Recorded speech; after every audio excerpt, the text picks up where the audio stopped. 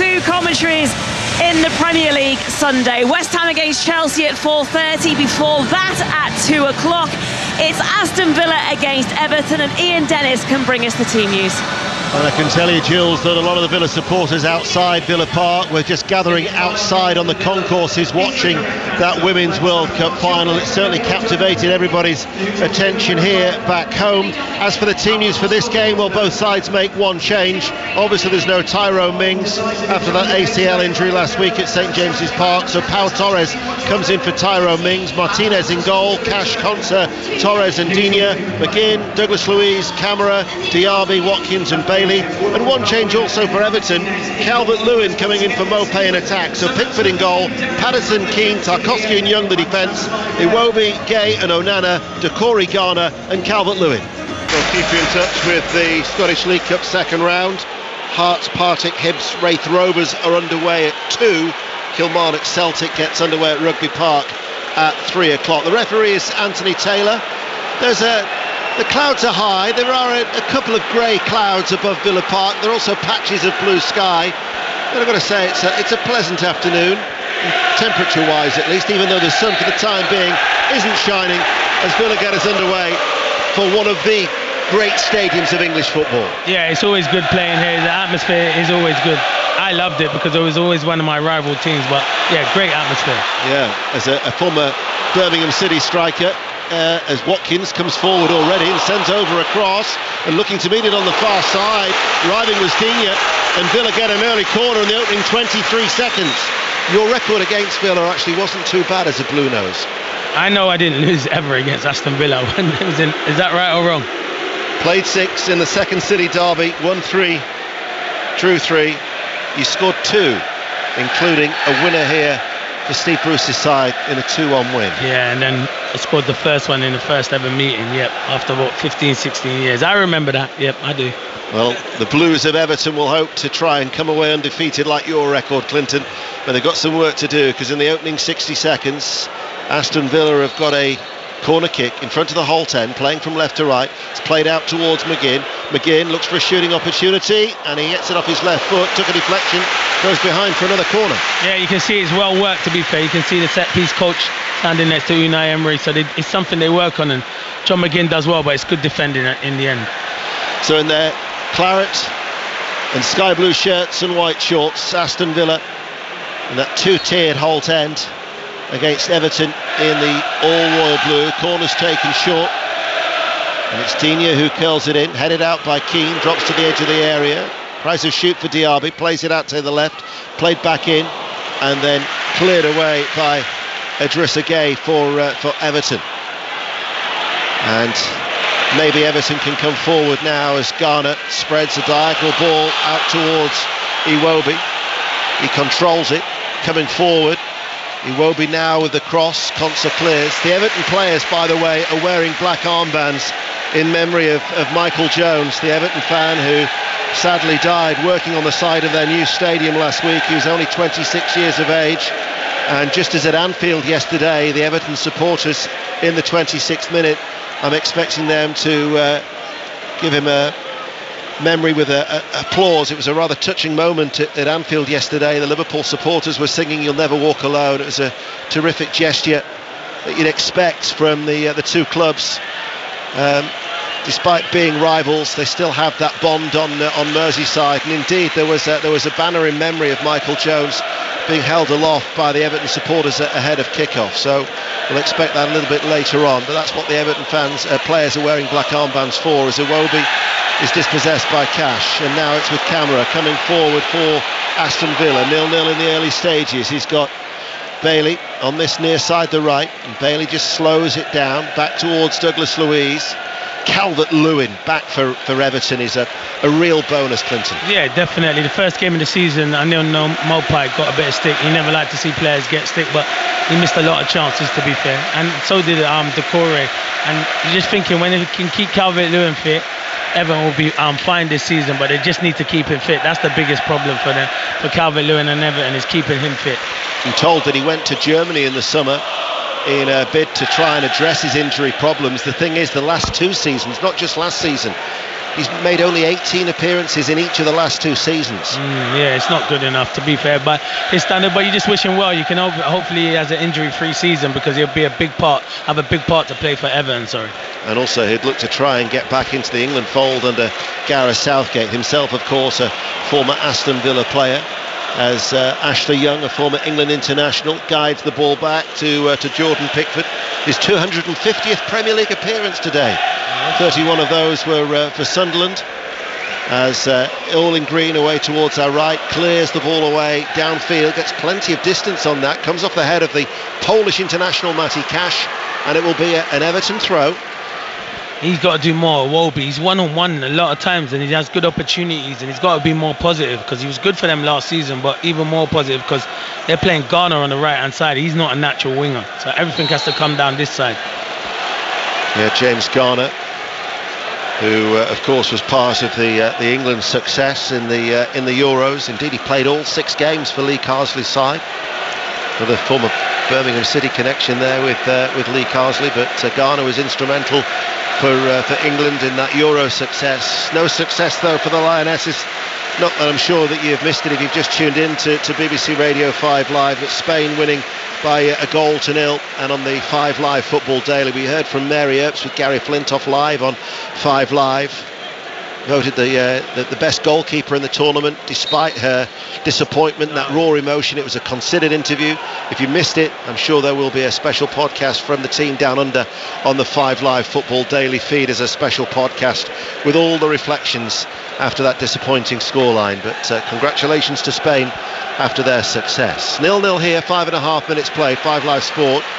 That was Onana with the press on camera. Back to Martinez, a World Cup winner, of course, himself with Argentina back in last year in Qatar. Everton worked the ball back. Tarkowski's outside the centre circle, hits a right-footed ball on the edge of that centre circle. Garner tries to get away, and it comes off the back of the head of Digne, former Everton fullback, and in front of the Everton support, 2 tiers of that stand on the far side. They get a throw level with the penalty area. Yeah, it's been an alright start from Everton. They've kept the ball. It's a good diagonal from Tarkowski. It's good defending from Luca Digne. Here is James Garner. His cross takes a bit of a deflection, allows Pau Torres to clear the ball away. Full debut, the signing from Villarreal. Of course, he came off the bench to replace Tyrone Mings after that serious knee injury at Newcastle last weekend. Here is Ashley Young, floats the ball forward. Calvert-Lewin tries to get goal side of Konsa, but it kicks on off the lush green surface and away in front of that north stand here at Villa Park, and out for a goal kick to the home side. 0-0 it remains. They'll miss Mings. I think Pau Torres is a good defender, but he's trying to just get up to the speed of the Premier League. I thought Mings and Konsa's partnership last season was very good. Well, Mings has played 141 of the last 153 games in the Premier League. Of that, he started 140 of those 141. So of the 13 that he hasn't started, Villa have won 1 and they've lost 10. Gives you an indication of how valuable he is to the Villa cause. Yeah, very much so. Yeah, I think he's a good defender. He had his spells where, obviously, when Steven Gerrard was there, where you're thinking he's not going to play, but credit to him, he stood up tall and formed a good partnership with Konsa. The voice of Clinton Morrison on BBC Radio 5 Live, also available on BBC Sounds if you wish to take us with you wherever you go on this Sunday afternoon, as Bailey to camera. Cash, triangular passing patterns on this near side in front of the main stand here at Villa Park, and then Konsa back to Martinez, all in black, with the exception of his white gloves and his white boots, and the Argentine passes the ball back out towards that left-hand side. A measured start so far from Aston Villa. Pau Torres, no pressure on the ball for the central defender. He's midway through his own half, passes the ball to his right. Konsa now to this near side for Cash.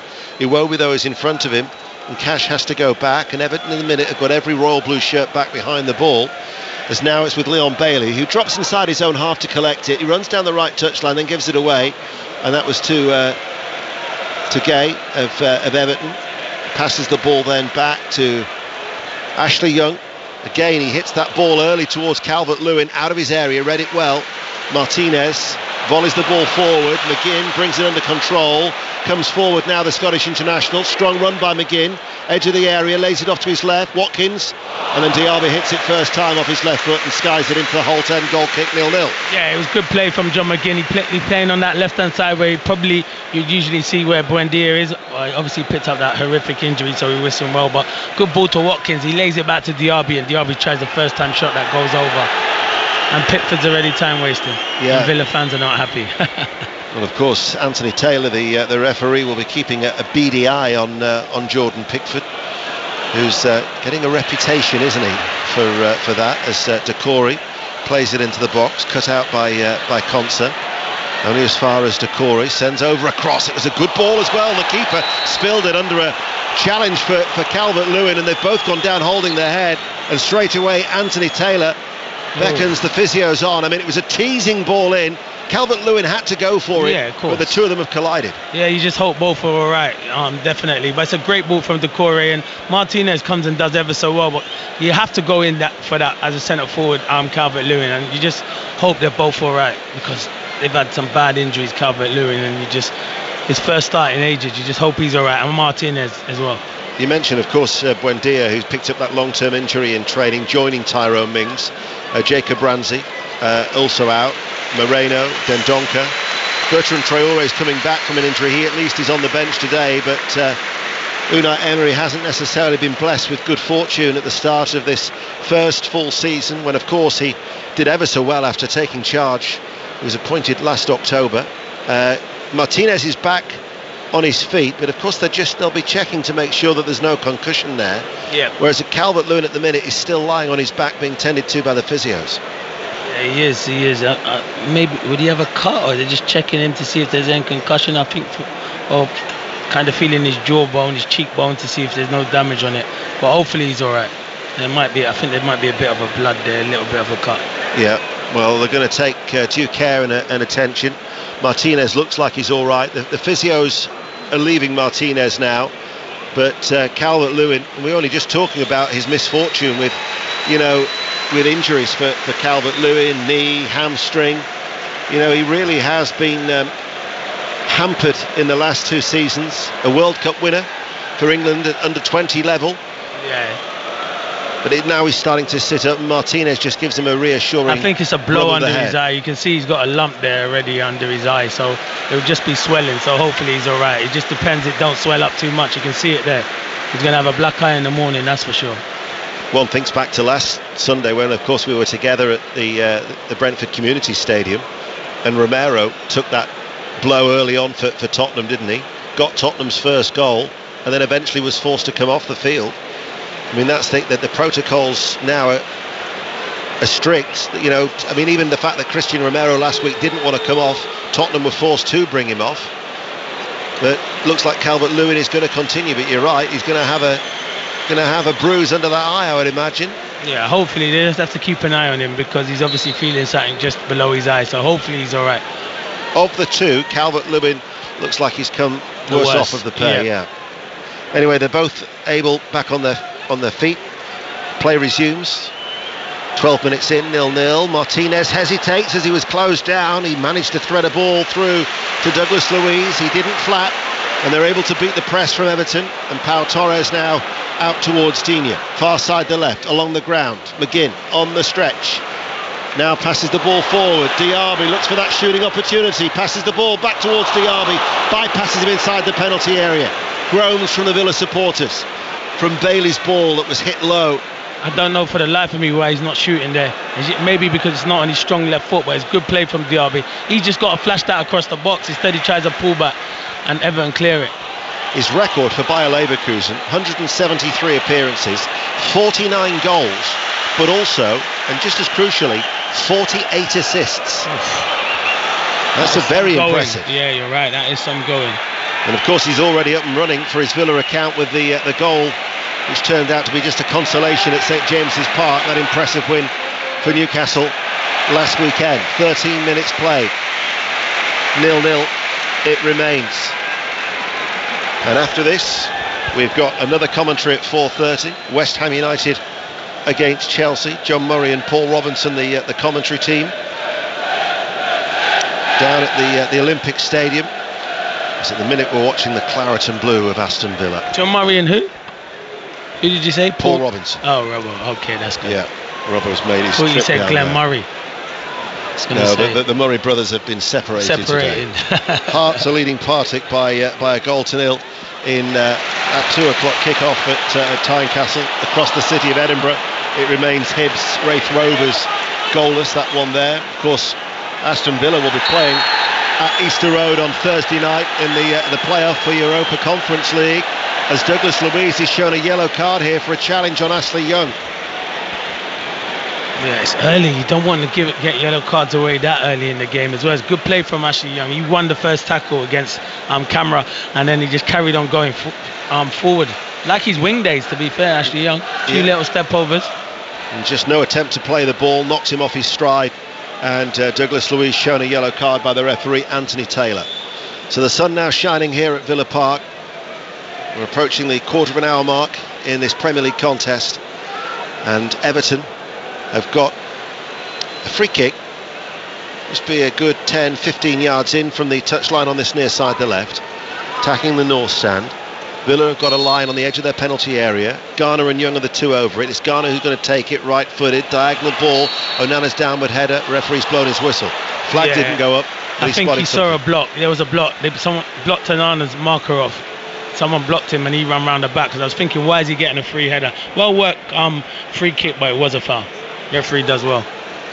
Villa have won the last 4 games against Everton, but in their long history between the two, said before about it being the most played fixture in English football, Villa have never won 5 in a row. And you consider that their first meeting was back in 1888 as Bailey, right hand side to Diaby. Behind him is Camera.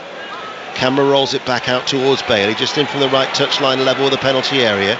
He's got to go head-to-head against Iwobi. They've doubled up as Onana gets back. Cash then tries to take it on, shrugs off Onana, and then Young comes in with a really, really forceful bit of play and rams the ball out of play for a throw. Full of determination from Ashley Young. Credit to him, he keeps himself in great shape for his age, and to manage to keep on going. And he won't want to retire at the end of this season. I know that for sure. It's a 1-year deal that he's signed on a free at Everton. 247 appearances during his 2 spells combined at Aston Villa for the former England international. When I was doing my research, I thought, 38 years of age, still going strong. Is there a chance that if he was to score today, could he be Everton's oldest goal scorer? But in fact, that record will remain, certainly today at least, for Wally Fielding. 38 years and 305 days back in 1958. So he turned 38 in July, did Ashley Young. So if he pops up with a late goal later in the season, then that record might be in jeopardy. But for today, Wally Fielding's name will still stand in the Everton history books. 16.5 minutes played, still 0-0. Pau Torres at a walking pace, left of the centre circle. Camera gets it forward to Douglas Luiz. Forward pass now. Diaby edge of the area. Leon Bailey inside right channel, the penalty box with the cutback and turned in by McGinn. Well worked by Aston Villa. And in the 18th minute, Aston Villa lead by a goal to nil. John McGinn from close range. Superb approach play, and Villa lead Everton by a goal to nil. Yeah, it's good play, to be fair. They get overrun in midfield, and they don't chat. Douglas Luiz plays a good ball to Diaby, and there's space in there. It's either one of the centre backs or the holding midfield has to get there. And this time Leon Bailey does well. He goes on the outside, good little ball, and a great run from John McGinn in that kind of number 10 role. Great finish into the roof of the net. It's a surprising when you think back to his record last season. He only scored the 1 goal. He's tenacious, he's creative. You think for a player of his quality, he should be contributing more goals. And in the first home game here at Villa Park, John McGinn celebrates in front of the Holt end. Super John McGinn gets a huge cheer by the PA announcer here at Villa Park. His name is being chanted, and they lead by a goal to nil. And he took it well. Took it very well. And the patient approach paid off. Yeah, it did, and his manager's big thumbs up. So yeah, really good finish. Unai Emery did ever so well when he replaced Steven Gerrard. 49 points under Unai Emery last year. Only Manchester City, Arsenal, Manchester United and Liverpool actually won more in that period. And it was a bit of a bump in the road to start the new campaign at St James's Park against a resurgent Newcastle, but looking to bounce back. Villa lead 1-0.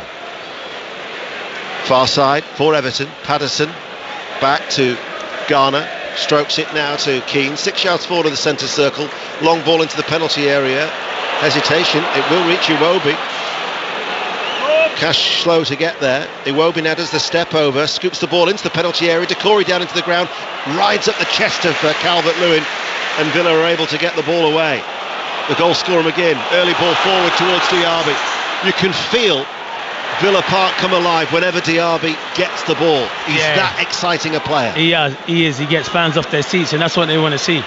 Here is Iwobi. Everton looking for a quick response into the penalty area. Loops in the air from Douglas Luiz's intervention and caught by Martinez, the goalkeeper for Aston Villa.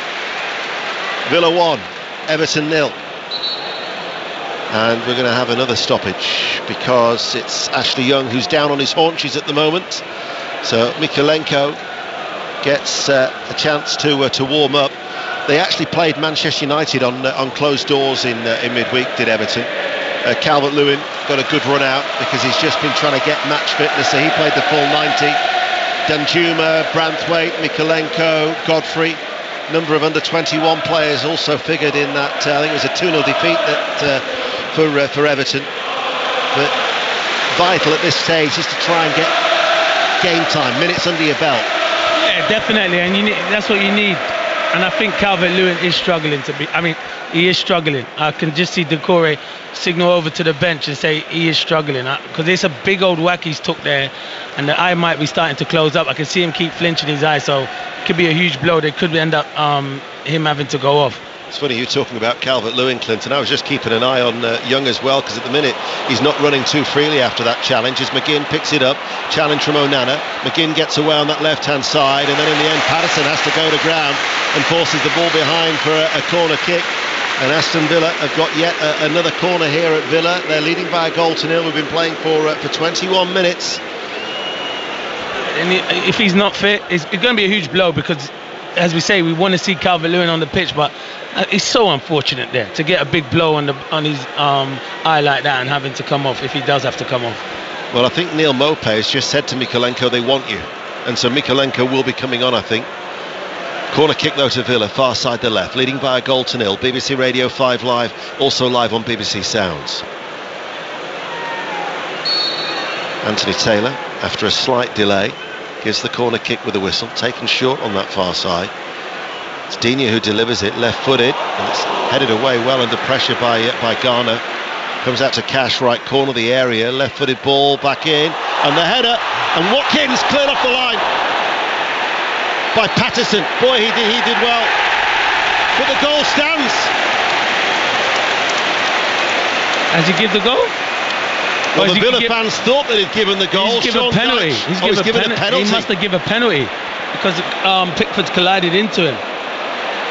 Sean Dyche questioning the fourth official at the moment. The ball was played in, the downward header, Watkins got there. There was an outstretched arm by Pickford. He's given a penalty. I thought with the cheers that despite the lunge from Patterson that the goal line technology, not too sure, is there a real connection there from Patterson? By Pickford?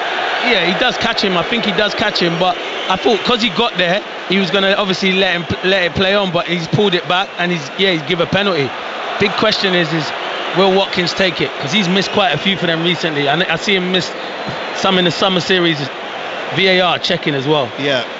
Because could he be offside from the nod down from Bailey? Well, is there a VAR check then for a potential penalty as Aston Villa lead by a goal to nil? And it looks like it's going to be Douglas Luiz to take the penalty. Watkins' record is hit and miss from the spot. He's missed 4 of 9, but for Villa, his record is 3 from 5 in competitive games. Douglas Luiz places the ball on the spot. So after that VAR check, The penalty is awarded. I hope Gary O'Neill's not watching this. I know. After that one exactly on Monday night, he's thinking, well, how's that given? And then the one for Wolves last week at Old Trafford wasn't given. Definitely. But anyway, Anthony Taylor has awarded the penalty. Pickford's got to be careful. No, he's shown the yellow card. He was delaying, he came off his line. That will not be tolerated. And Pickford now is shown a yellow card by Anthony Taylor. So Douglas Luiz, Aston Villa's fans and player of the year from last season, up against Jordan Pickford. Douglas Luiz runs up now, right-footed. Pickford goes the right way, but Douglas Luiz finds the bottom right-hand corner, right-footed, and from the penalty spot doesn't miss as Aston Villa increase their lead 2-0. Yeah, it could be a long afternoon for Everton. 2-0 up, only 24 minutes gone, and yeah, some of their defenders not being good enough, to be fair, but Villa are rampant. And yeah, I knew they would change the penalty because, as I said, Watkins has missed a few recently. I wouldn't want to give it up as a striker, but it's a brilliant penalty from Douglas Luiz. Pickford goes the right way and he buries it into that bottom corner. Struck extremely firm despite Pickford going the right way. Nothing he could do, just beaten by the power of the ball. Yeah, sometimes, and you know when it hits that side netting and it's in that side netting, sometimes as a goalie, even if you go the right way, you've got no chance of getting it. So Villa lead 2-0 and a long way back for Everton for what could be another season where they struggle in the Premier League. 25 minutes played, 5 Live Sport and BBC Sounds, and Aston Villa are leading by 2 goals to 0. As Iwobi and Young will try and conjure something up from a throw that is level with the Villa penalty area. So here is Calvert-Lewin back towards Young. Not a happy return to Villa Park, but at least he wins the corner closed down by Bailey. But this is their best bet, you know, set pieces. Yeah. You know. I'm looking at it and I'm thinking, I think Sean Dyche just asked Calvert-Lewin if he's all right, and he gave him the shake of the head. No, I don't think he is all right. It must be hard. His eye must be closing up and everything. Well, he'll try and get on the end of this Iwobi corner kick in front of the tunnel area here at Villa Park. Iwobi to take it on the left. It's a right-footed one. Martinez, very good take under pressure. Both hands. Great goalkeeping. That's what you want. When you know Everton are a threat from set pieces, you want your goalie to come and claim. Very good goalkeeping. And now, in the 26th minute, there is the applause, and not just from the Everton supporters as well. The Aston Villa fans, as Villa Park rises to its feet to acknowledge the Everton supporter Michael Jones, who sadly died working on the site of their new stadium last week at the age of 26. There is a banner held aloft. R.I.P. Michael Jones, forever in our hearts. And in fact, that is the identical banner that also is hanging outside the family home in Liverpool. And great that the Aston Villa fans are able to join in with that touching tribute, just as the Liverpool fans did yesterday. Meanwhile, Villa are on the attack. Leon Bailey into the penalty area, pulls it back, it's laid off towards Diaby, left-footed low and saved by Pickford as Villa lead 2-0. Yeah, it's great from Villa, great from Everton fans, definitely, and that was a great opportunity there. Good football again. Villa are running riot. It's a good save from Pickford. Also a nice touch yesterday. Jurgen Klopp and the Liverpool players attended the site, and Jurgen Klopp laid a wreath on behalf of Liverpool Football Club. So Aston Villa 2 goals to the good. Digne, 127 appearances for Everton. Now, of course, here at Aston Villa, getting a run in the side with Moreno out injured.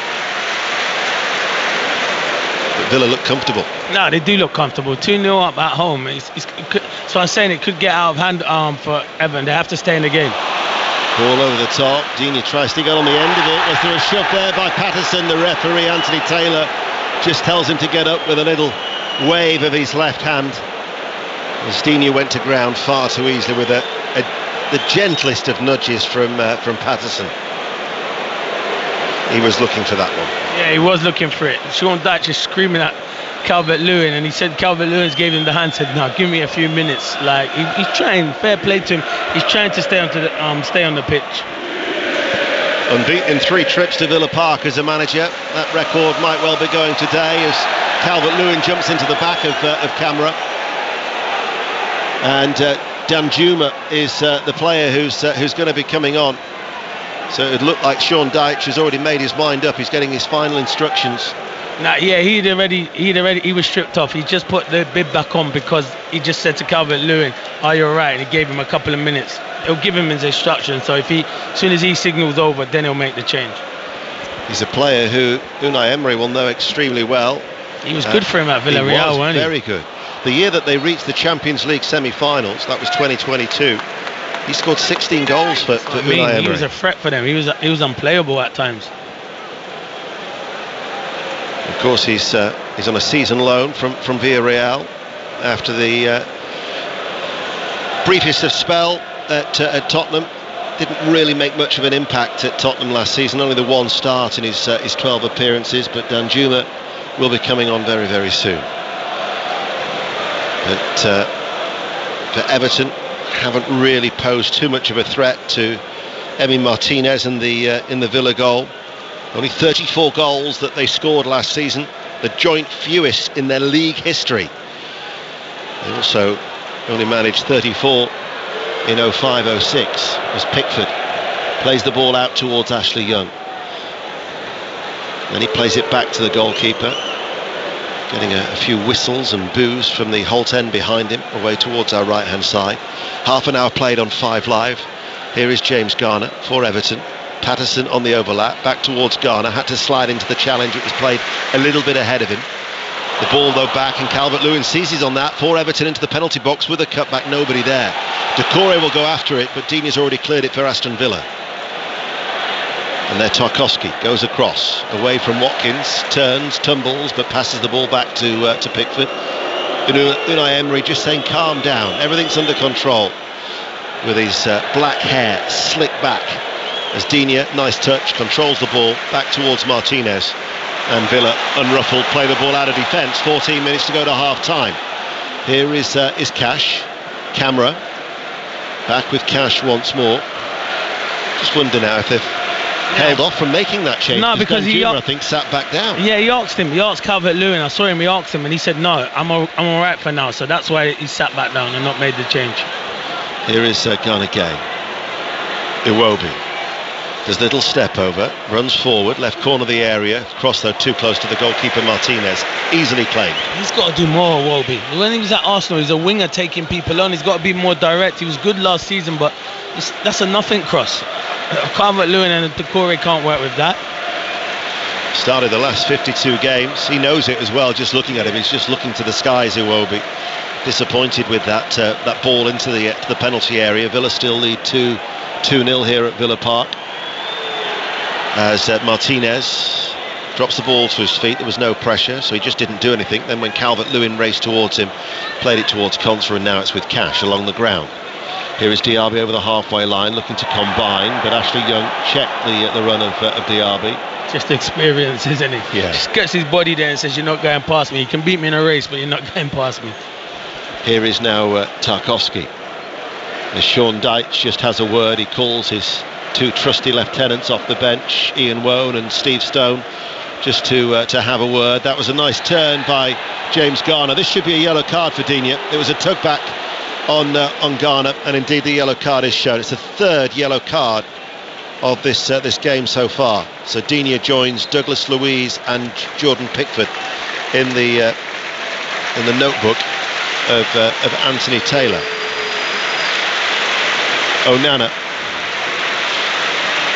I mean, you'd think that they're going to sign Gnonto. Jack Harrison should be available. He's on loan from Leeds United. Villa were in for him, but were put off when he failed the medical. He's got a hip injury. September, they're expecting him to be available for Everton. It feels inevitable that they will get Gnonto, who's handed in that transfer request at Ellen Road. But they are still looking to add further firepower before September the 1st on deadline day. They're in for Che Adams, aren't they? Yeah. So that's another one that they're hoping to get. As Digne sends over the cross. Diaby! What an effort that was! Off his right foot, his weaker foot. He saves it. Pickford got a touch to it. Yeah, it's a great save. Onto the post. The technique's magnificent, Deno. It's unbelievable technique from Diaby. It's great technique. It's a good save from Pickford. Very good save from Pickford, but great technique from Diaby. It was a thunderous effort. He's off the ground when he hits it. Both feet are off the ground. Hits it right-footed. What was he, 10 yards out from goal? Yeah. Pickford gets a touch onto the post and Cannon's behind for a corner kick. That would have been a spectacular third goal. He is going to be some player. Corner towards McGinn, floated forward, hits it on the volley first time, backing away, lifts it into the penalty area. Watkins couldn't get on the end of it, and out it goes for a goal kick. Yeah, they're rampant at the moment, Aston Villa, very rampant. Everton need to get the next goal in this game. If Diaby had made that 3-0, it would have been game over for sure. Even now, you're happy watching it again, as you say, about the technique from Diaby. Yeah, it's brilliant. The technique's brilliant. That's the most difficult skill, to control the volley like that. Credit Pickford, really good save. They have recruited excellently during the summer, Aston Villa. Pau Torres, Tielemans on a free.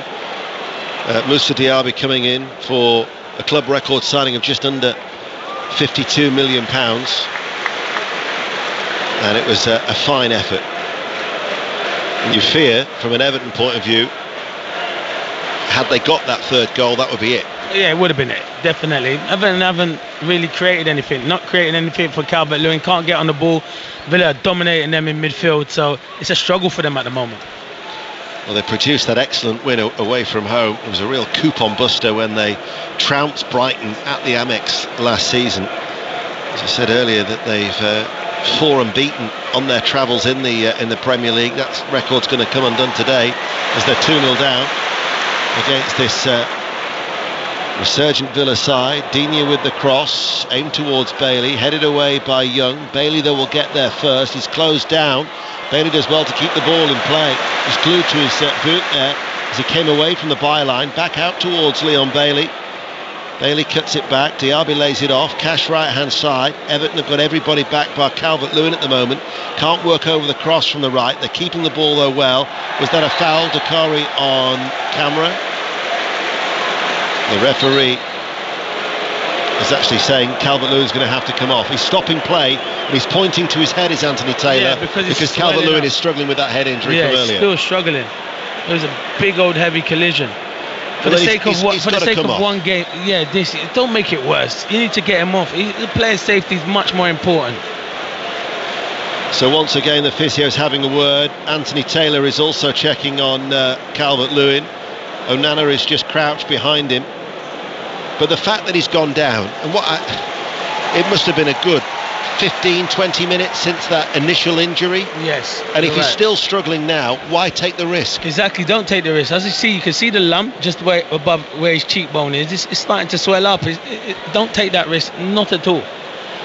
Well, after getting his instructions a good 5 minutes ago, Danjuma now takes off the white bib, and Arnaut Danjuma is going to be coming on, and Calvert-Lewin is going to be coming off. And indeed, he's got like an ice pack that is just being applied to underneath his right eye, and he's going to go straight down the tunnel, I would suspect here, Calvert-Lewin. Yeah, you can see the swelling on the eye as you're looking at the TV monitors there. You feel for him, he can't catch anything at the moment, he's a break at the moment, but hopefully he won't be out for too long.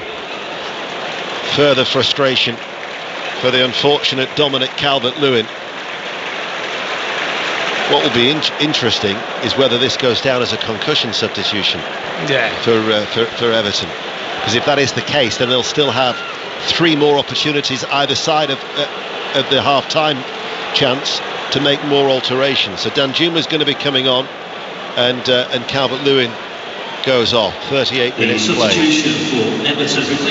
Interesting as well that they've gone for Danjuma rather than Neil Maupay, for somebody to play through the middle as a former striker. Yeah, I know, and that must be, if you're Neil Maupay, you're a bit disappointed because he got the opportunity last week, missed chances, but you've got to keep backing strikers, keep getting him out there. Eventually one will go in the back of the net, so he must be sitting there thinking you brought on a wide man and took off and brought on for a striker, so he'll be disappointed. Free kick then to Aston Villa. Douglas Luiz to take it. He's pulled that out towards Digne. Controls it first time. Left corner of the area. Watkins gets it. Camera gets it out from underneath his feet. Back towards McGinn. McGinn turns away from Garner. Forward to Digne. First time cross from the left into the penalty area. Watkins there lifts it up in the air rather than going goalwards.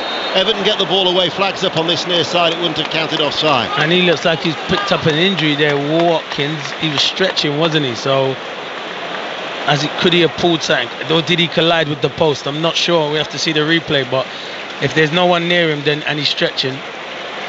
What a wicked ball in Great there, ball wasn't from it, Luca Digne? Digne.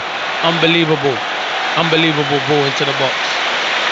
Watkins is on his feet, and he's just trying to stamp his foot down to try and shake off that knock. He really did into the post. He went into the post, yeah. As you say, he was stretching for it. All he managed to do was knock it up in the air. Couldn't direct it goalwards. Long ball downfield towards Danjuma. Easily gathered in by the goalkeeper at the front edge of his penalty area. 39 minutes played on 5 Live, and it's Aston Villa 2, Everton 0. Commentary to come at 4:30. West Ham United against Chelsea in that London derby. That'll be followed by 6:06, 08085 909 693, and the Monday Night Club tomorrow night from 7 with Mark Chapman. We'll dissect all of the weekend's action, including, I'm sure, the disappointment of that Women's World Cup final where Spain beat England by 1-0 after the Mary Earps penalty save. We were both watching it in the packed press room. We felt that if England could have got an equaliser, they might have gone on to win, but it never materialised. Yeah, you're right. She's been the best goalkeeper in the tournament, though. She's been outstanding. So Martinez plays it short to Konsa. Cash near side the right, closed down by Iwobi. Forward it goes. That was headed away and out of play by Tarkowski. Sean Dyche once again in the ear of the fourth official, Robert Madley. He's constantly just chirping away. I'd love to see Dyche on the touchline in a tracksuit, though, instead of the trousers and the shirt all the time. Yeah. But that's his style. Yeah. Can wind, rain, snow, hail, anything.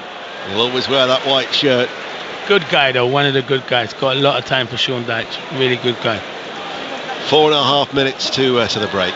Villa comfortable, nice steady pace as they're keeping the ball. And Everton, who had more shots on target against Fulham, 9 than in any other game last season, but they haven't been able to replicate that here today. You just look at Villa Park. You just look at it, because I understand don't go and press, but sometimes you have to go and press because you can cause them problems. Never once have they tested Aston Villa like Newcastle did.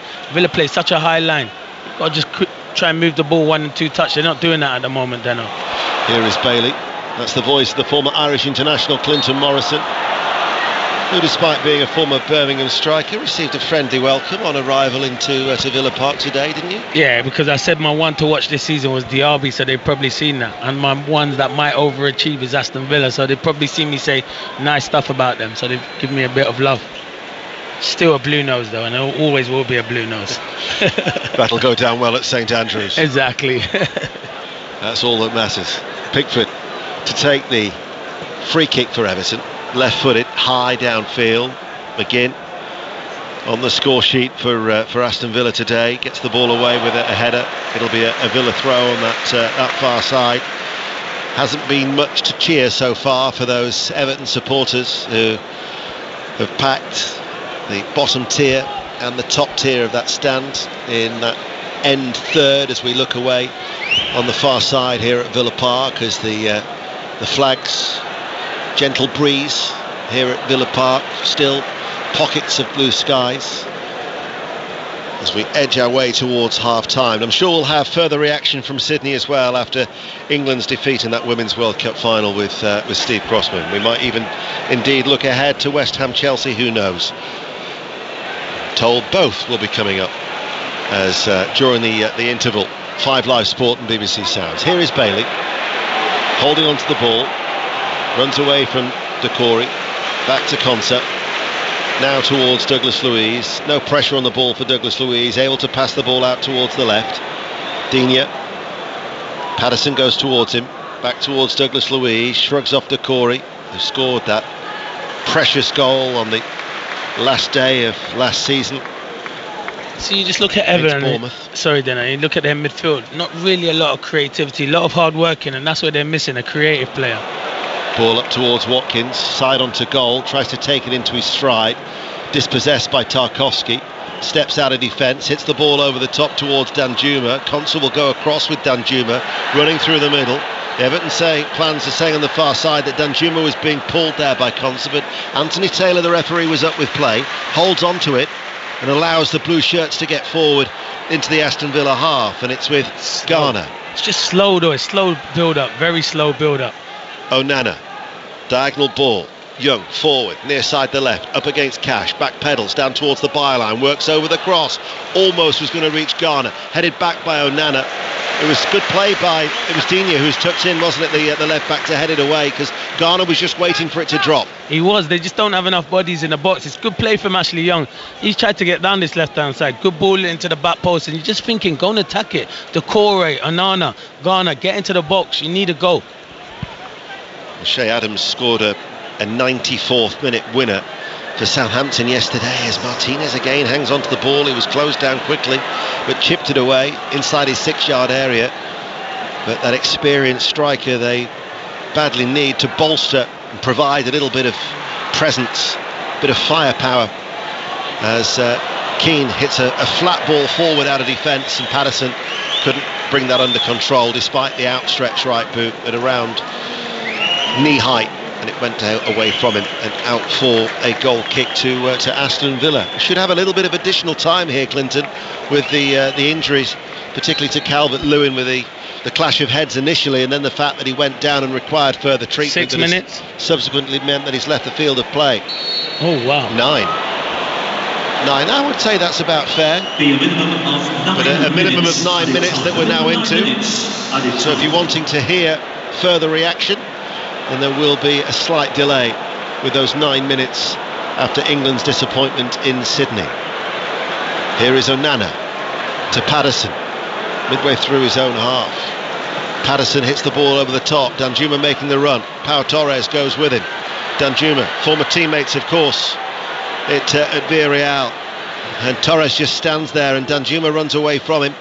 Right side of the penalty area, good ball back by Patterson to Danjuma, very good save from Martinez, quickly off his line, the angle was tight, made a smothering save, diverts it behind for a corner kick. He's been good, you know why he's been good? He wants to run in behind Danjuma, he runs in behind, he creates stuff, that's their first shot, and they've got a spark, and he's in on goal, and I'm looking at him and thinking, who's going to get into the box?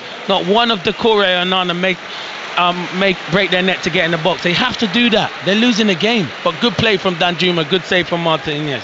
But you said earlier on that they lack pace, and all of a sudden now they've got an outlet for that ball. Yeah, because he wants to run in behind. Defenders don't like to run towards their own goal. It was good play from Danjuma. Corner kick then for Everton, far side the right. Should be an outswinger from Ashley Young. Here it comes now, headed out by Watkins inside a crowded penalty area as Villa lead by 2-0. Patterson hoists the ball back. Tarkowski has stayed forward, gets a touch with his head. Danjuma won't keep that ball in play. If anything, the touch from Tarkowski made Danjuma's task harder to keep the ball in play. It's a goal kick. Yeah, you're right. I think if he had left it, Danjuma would have got on the ball. But they've got a threat now. He is a threat and he will cause problems. He's a talented individual and needs more. I was surprised he didn't start him in one of the wide areas anyway, because I think their midfield that they've got set up is very workmanlike, but not a lot of creativity. The voice of Clinton Morrison on BBC Radio 5 Live. 5 Live's Premier League Sunday, where Aston Villa are leading by 2-0. John McGinn after 18 minutes, and then a Douglas Luiz penalty 6 minutes later. Digne cuts the ball out for Villa. Won back though by Patterson. Good signing by Patterson. Again, he hasn't been blessed with good fortune with the injury problems that he's had, but the former Rangers right back, extremely promising Scottish international, as now he's forward.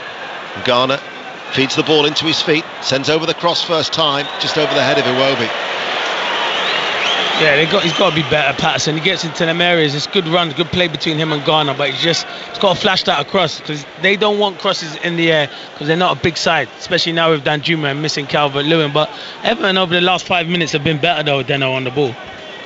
Well, it's a throw to Aston Villa, that Nasi Cash is going to take midway through his own half. We're in stoppage time, an additional 9 minutes. What is interesting, actually, is that the giant screens here, they're meant to tick on after 45. They are, in it, because we were at Brentford last week and it did tick on. Yeah, but they've actually kept it. They've stuck it at 45. So the supporters now inside the stadium, you're thinking, well, how much longer are we going to play? When can I go and get my tea and pie? And they can't. Would you want another pie? Nah, that's enough for me for the day, thanks, mate. So it's hard to gauge how much further of the 9 minutes. I'd imagine that the operators of the digital... Oh, in fact, we're almost there already. But the supporters wouldn't know. That was a foul. That would be a yellow card for Keane. Just pull back on Watkins. So the yellow cards are slowly but surely totting up, 2 apiece. Pickford and now Keane for Everton, Douglas Luiz and Digne for Villa. Yeah, he rolled him. It's good centre forward play from Ollie Watkins. He rolled him and Keane knew he was beating him, and they're the ones you do where you take them fouls and your teammates are happy. Hearts at half-time lead Partick 2-0 in the Scottish League Cup second round. No goals as yet between Hibs and Wraith Rovers. Kilmarnock Celtic underway. Talking of pies, if you ever go to Rugby Park, best pies in Scotland. Oh, is it? Oh, tell you. Have you done all the grounds? I've done a few in Scotland. I mean, I'm partial to the pie regardless where I go, but at Rugby Park they're one of the finest. Digne, meanwhile, with the cross into the penalty area, bouncing ball, and it's gathered in by Pickford. And he clears it long up towards Danjuma. Again, that was that early release. We've been playing now for 4.5 minutes of the added on time. So here is McGinn. I was a little bit confused. All that talk of pies has got me flustered. Here is Pau Torres to Digne. Villa lead 2-0. Very, very comfortable for the home side. Yeah, it is. As I said earlier, Everton just need to get the next goal in this game. It will give them a boost. And does Sean Dyche make a few more changes? Does he put Maupay up front and Danjuma in one of the wide areas? It was that quiet inside Villa Park for the time. While you were talking, I just took my headphones off a little bit. There's Digne with a cross from the left. Bailey tries to get on the end of it, over his head out for a goal kick. You could actually hear Unai Emery barking out the orders from the touchline. And we were here for the first time after the lockdown, wasn't it? With COVID. Yeah. And therefore we did get a real insight, because the first game was here against Sheffield United. Do you remember? It was, it was. That was when that famous the occlusion, was that what they called it? Yes, that's it. Sheffield United were ruled out that goal, yep. Yeah. But that did give us a real insight when we were able to hear the managers, with obviously no supporters inside Villa Park. But despite Villa Park being full today, you could hear the words of Unai Emery, with his side still leading 2-0. He wasn't happy. Still doesn't cut a particularly happy figure at the moment. His arms are folded, head bowed for a time. But Everton at the moment with a ball at the edge of their own penalty area. Pickford say, give it back to me with Keane. He wants to get involved, as does Jordan Pickford. Instead he finds his fellow central defensive partner Tarkowski. Down the line it goes on this near side, cut out by Cash, back towards Tarkowski, heads it forward. Garner Gay towards Ashley Young, and Villa have to go back to Pickford. And we're being playing for 6.5 minutes in stoppage time here at Villa Park. Now it's with Douglas Luiz, bouncing ball, hard to control, runs through towards McGinn. He finds Diaby, strikes the back of the heel of the left boot. He wanted it to try and get it out from underneath his feet. It was unfortunate. Bailey, the underlap run from Cash, right side of the penalty area, back towards Bailey. Bailey with a cross towards the far post, over the head of the leaping Watkins, out for a goal kick, 2-0 Villa. Yeah, it's all too easy for Aston Villa though. Like Everton, when they're going to press, they're pressing individually, not pressing as a team. You can see Sean Dyche getting frustrated, but when Villa do move it 1 and 2 touch, they're a threat. They're causing a lot of problems. In particular, Bailey on this right-hand side and Diaby getting into pockets, causing problems. Can I just say that, and it's nothing to do with eating too many pies, but this commentary box here is a little bit tight.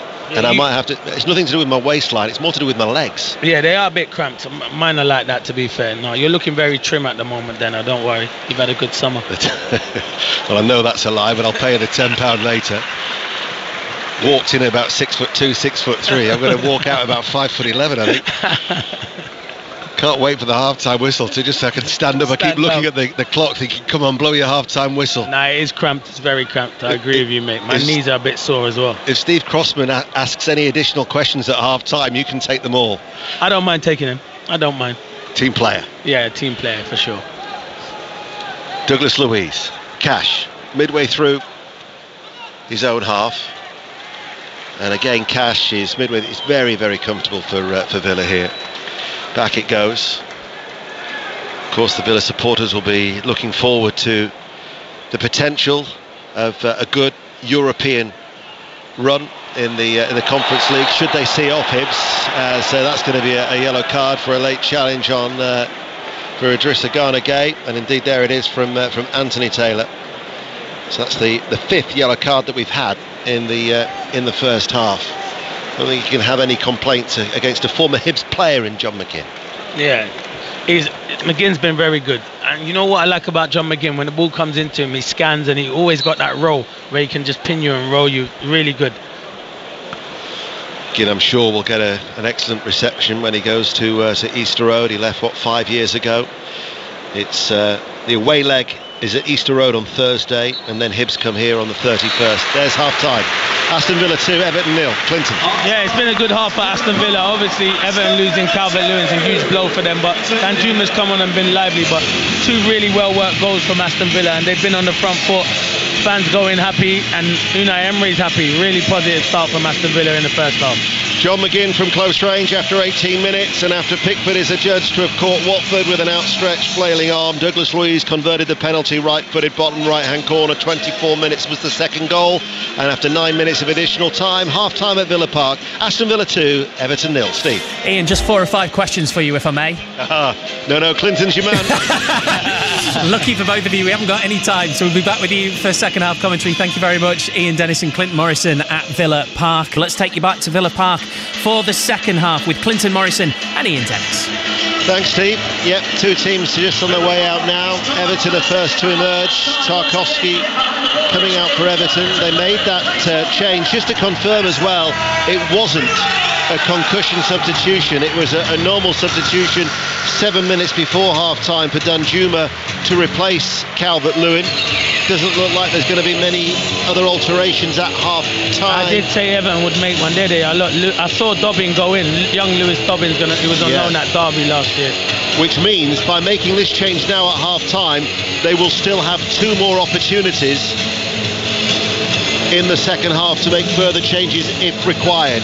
But you're right, Lewis Dobbin coming on. He had a loan spell at Derby County in League One last season. 5 goals in 54 appearances. He's only 20 years of age. Looks quite slight, sporting the number 61 shirt. And so he has come on. Idrissa Gana Gueye. And it's Idrissa Gueye who's gone off. He did pick up that yellow card, didn't he? He did, yes. Yeah, so that's the change. So Everton have Pickford in goal, Patterson, Keane, Tarkowski and Young, Iwobi, Onana, Garner and Doucouré, and now Dobbin and Danjuma will be up front for Everton in their royal blue shirts, shorts and socks as they play from left to right. Aston Villa, no changes. Martinez in goal, Cash, Konza, Pau Torres and Digne, McGinn, Douglas Luiz, the 2 scorers, Camara, Diaby, Watkins and Leon Bailey. Just waiting for the referee Anthony Taylor. There's the whistle. We're back underway. 5 Live Sport and BBC Sounds. Aston Villa in their claret and sky blue shirts and white shorts, playing from right to left, leading by 2-0. And straight away Dobbin is thrust into the action, and from the rebound it comes out to James Garner, and he hits it first time, fires it in, goes out for a goal kick, and it will be Martinez to take it. Let's see what Dobbin can do. He just did well there. He went past Cash and he just went to the byline and went to Garner. What are they checking? Checking something. There's a slight delay. Anthony Taylor's just saying to Martinez and Pau Torres, just wait. What could that check have been for? Well, his check's complete anyway, But again, as a paying spectator inside the ground, you want to know. You're not aware that there is a check going on. Exactly, spot on. Over time, we've got used to it. There's a delay. Oh, it must be VAR. There's camera from the short goal kick. By the way, there was a few, if you pardon the pun, trying to get in on the action of the pies. Yeah, Henry Winter sent me a text. Radio Pive Live. Henry, very sharp. and Stephen Warnock, former Villa and Liverpool defender, of course, England international, sent me a text. You don't function when you're hungry. Yeah, that's a good point. Stevie would have been in there anyway. He wouldn't have had one, he would have had a couple. Yeah, I mean, I refrained at half-time, but it would have had to have dragged Stephen out. He'd be on for his third. But then he'd just go for like a 10-mile run after, so he'd be fine. It wouldn't sit on him. Yeah, I'll do a 12-mile run, I'll top that. Here is McGinn.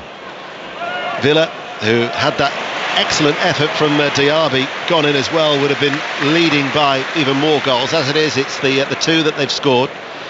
As the little flick from Diaby, central area, looking towards Watkins. Back it goes to Pickford. Watkins will give chase. Michael Keane releases the ball. Onana back towards Pickford. Has to be a first-time clearance. Ollie Watkins, last season under Steven Gerrard, 2 goals in 13 appearances.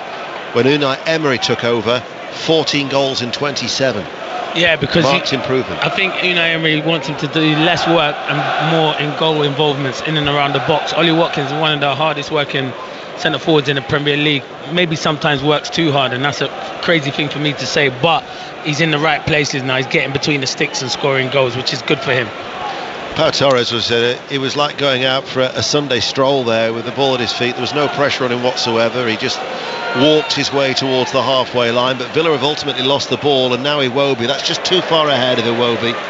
Just sense the frustration of Sean Dyche patrolling that technical area. Oh, he's pulled his hamstring. Oh, and now that frustration will be compounded for Sean Dyche, because within 6 yards of the Everton manager, Iwobi's felt his hamstring. He's back to his feet, but he's feeling his hamstring, and Anthony Taylor's just checking, are you okay?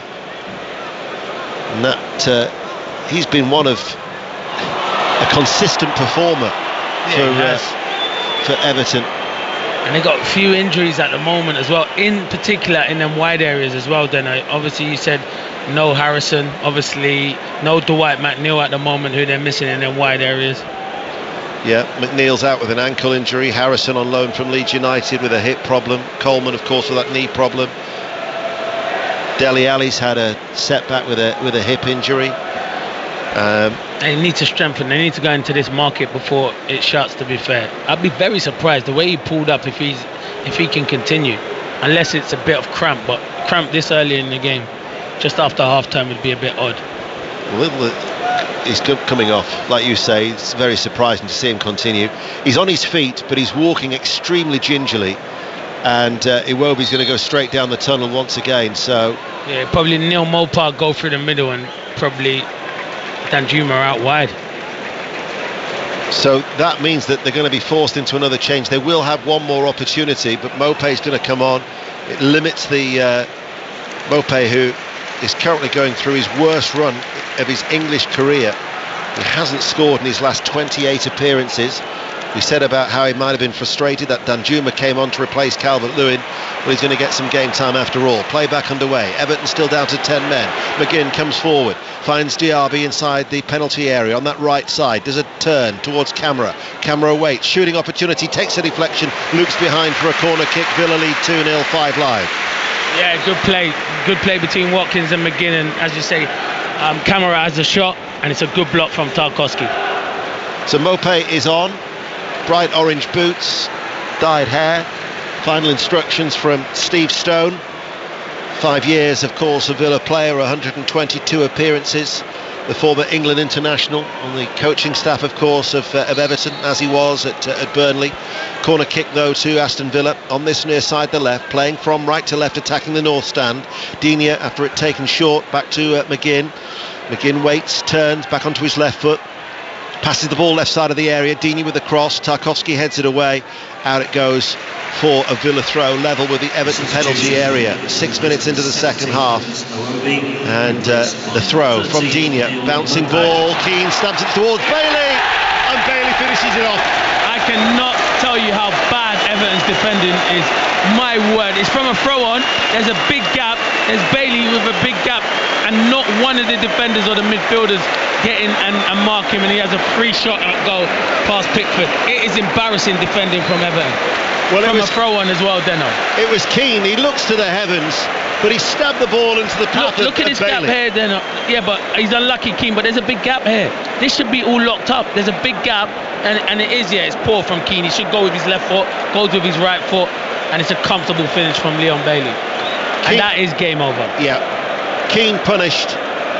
and Everton concede a third, and Aston Villa now lead Everton by 3-0. And for the first time in 211 league meetings, I think it's safe to say that Aston Villa will be winning 5 in a row against Everton. The point's surely secure now. Yeah, surely. Everton didn't even look a threat until Danjuma come on in that first half, and if you're going to defend like that, you're going to concede loads of goals in this league. So Everton's problems increase, injuries, conceding further goals, and Aston Villa 3 goals to the good. Danjuma cuts in, shot blocked. Here is Onana. Here is Doucouré. Danjuma, first time shot, takes the deflection, took it away from Martinez, and although he dived towards his right hand side, it goes away for a corner kick. Hibs are leading Wraith Rovers at Easter Road. Villa's opponents in the Europa Conference League playoff during this coming week, Thursday night. They travel to Edinburgh, and in Edinburgh it's Hearts 3, Partick 0, Hibs 1, Wraith Rovers 0. Still no goals between Kilmarnock and Celtic. Kenny Crawford will keep us in touch with that at Rugby Park. But Aston Villa on their way to a victory as the cross comes in from that corner and loops behind, and it will be a goal kick for Aston Villa. Dare I say it, with only 8 minutes into the second half, you might have to earn your crust. Yeah, I know. It's going to be hard. I feel sorry, the away fans, they've travelled in their numbers. Everton fans have nothing to really shout about or scream about for the whole afternoon. And it's, you know what, I understand everyone can make individual mistakes, but the way they were set up totally wrong. There shouldn't be a big gap from a throw-on, and one mistake, Bailey's in on goal. It shouldn't happen like that.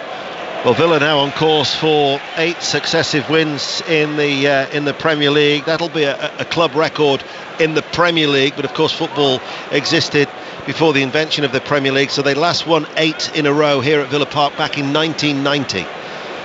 But Unai Emery's turned this place into a fortress. They are. There's a lot of people tipping Villa to have a good season, a really, really good season, to be fair. And I know they got beat by Newcastle at St James's Park, but anyone could get that. Newcastle are a really good team, especially at St James's Park, and the atmosphere was electric, and obviously losing Tyrone Mings early was a huge blow to Aston Villa. History repeating itself. You think back on the opening day of last season, Villa lost at Bournemouth, but they played Everton on match day 2, and they got the victory that day, albeit by a tighter margin, 2-1, but here they lead 3-0 9 minutes into the second half on 5 Live. Patterson's forward ball for Everton. They're playing in all royal blue. They're playing from left to right, attacking the whole end as we look. And really, you're thinking damage limitation at this stage already for Everton. Yeah, you don't want it to be 4, 5 or 6 and concede it, because the group will already be low on confidence as it is, and you want to try and maybe score a goal. That's the biggest thing, putting the ball in the back of the net, and today's been conceding them as well. Ball played out from the back, out towards Cash. Bouncing ball eventually brought under control for the Villa right back, far side. Down the line it goes. Bailey running back in towards his own half. Passes the ball now to Pau Torres. Time to acknowledge that pass with a thumbs up before he decides to come forward, the Spanish international. And then it's passed forward to Digne. His ball inside. Referee got in the way. That was surely aimed for McGinn. He complains. Referee says play on. I think he's acknowledged that, because Villa have got the ball back now, and it's with Bailey who's got that third goal. Camera's ahead of him. Here is Camera towards Watkins. Watkins looking for a shooting opportunity, couldn't spin to turn to pass the ball into the inside left channel to McGinn, and it will be Dobbin, the young player for Everton, to bring the ball away. He runs forward, bit of pace to Mopé, didn't stick. Oh, you could see the frustration from Sean Dyche. Because twice he's gone up to him and it's not stuck. He's got to be better than that. He's got to be better in possession. Young Dobbin done well there. Here is Diaby coming forward. This exciting player, Diaby to Watkins. Watkins with a finish, just wide. Hit it first time. Almost running in the inside right channel of the penalty area. Hits it right-footed, so it goes across the face of goal. That must have been a matter of inches away from the left-hand post. Out for a goal kick. Pickford has stayed down. Pickford's got an injury. Villa lead 3-0. Yeah, Watkins should be scoring that. He knows he should. He's done everything right, dinked it, but he's dinked it and he's put too much on it. And yeah, it's a big opportunity for Ollie Watkins. But yeah, I think Pickford collides with one of his defenders. But big opportunity. Good play from Diaby. Good run from Watkins. But really and truly should be working the goalkeeper there. Well, he's back on his feet, but he's certainly feeling the effects of that challenge. As Pickford, he's just got his arms in his loft. He's arching his back. He's just trying to stretch and make sure that there are no lingering ill effects from that challenge for Jordan Pickford, all in green.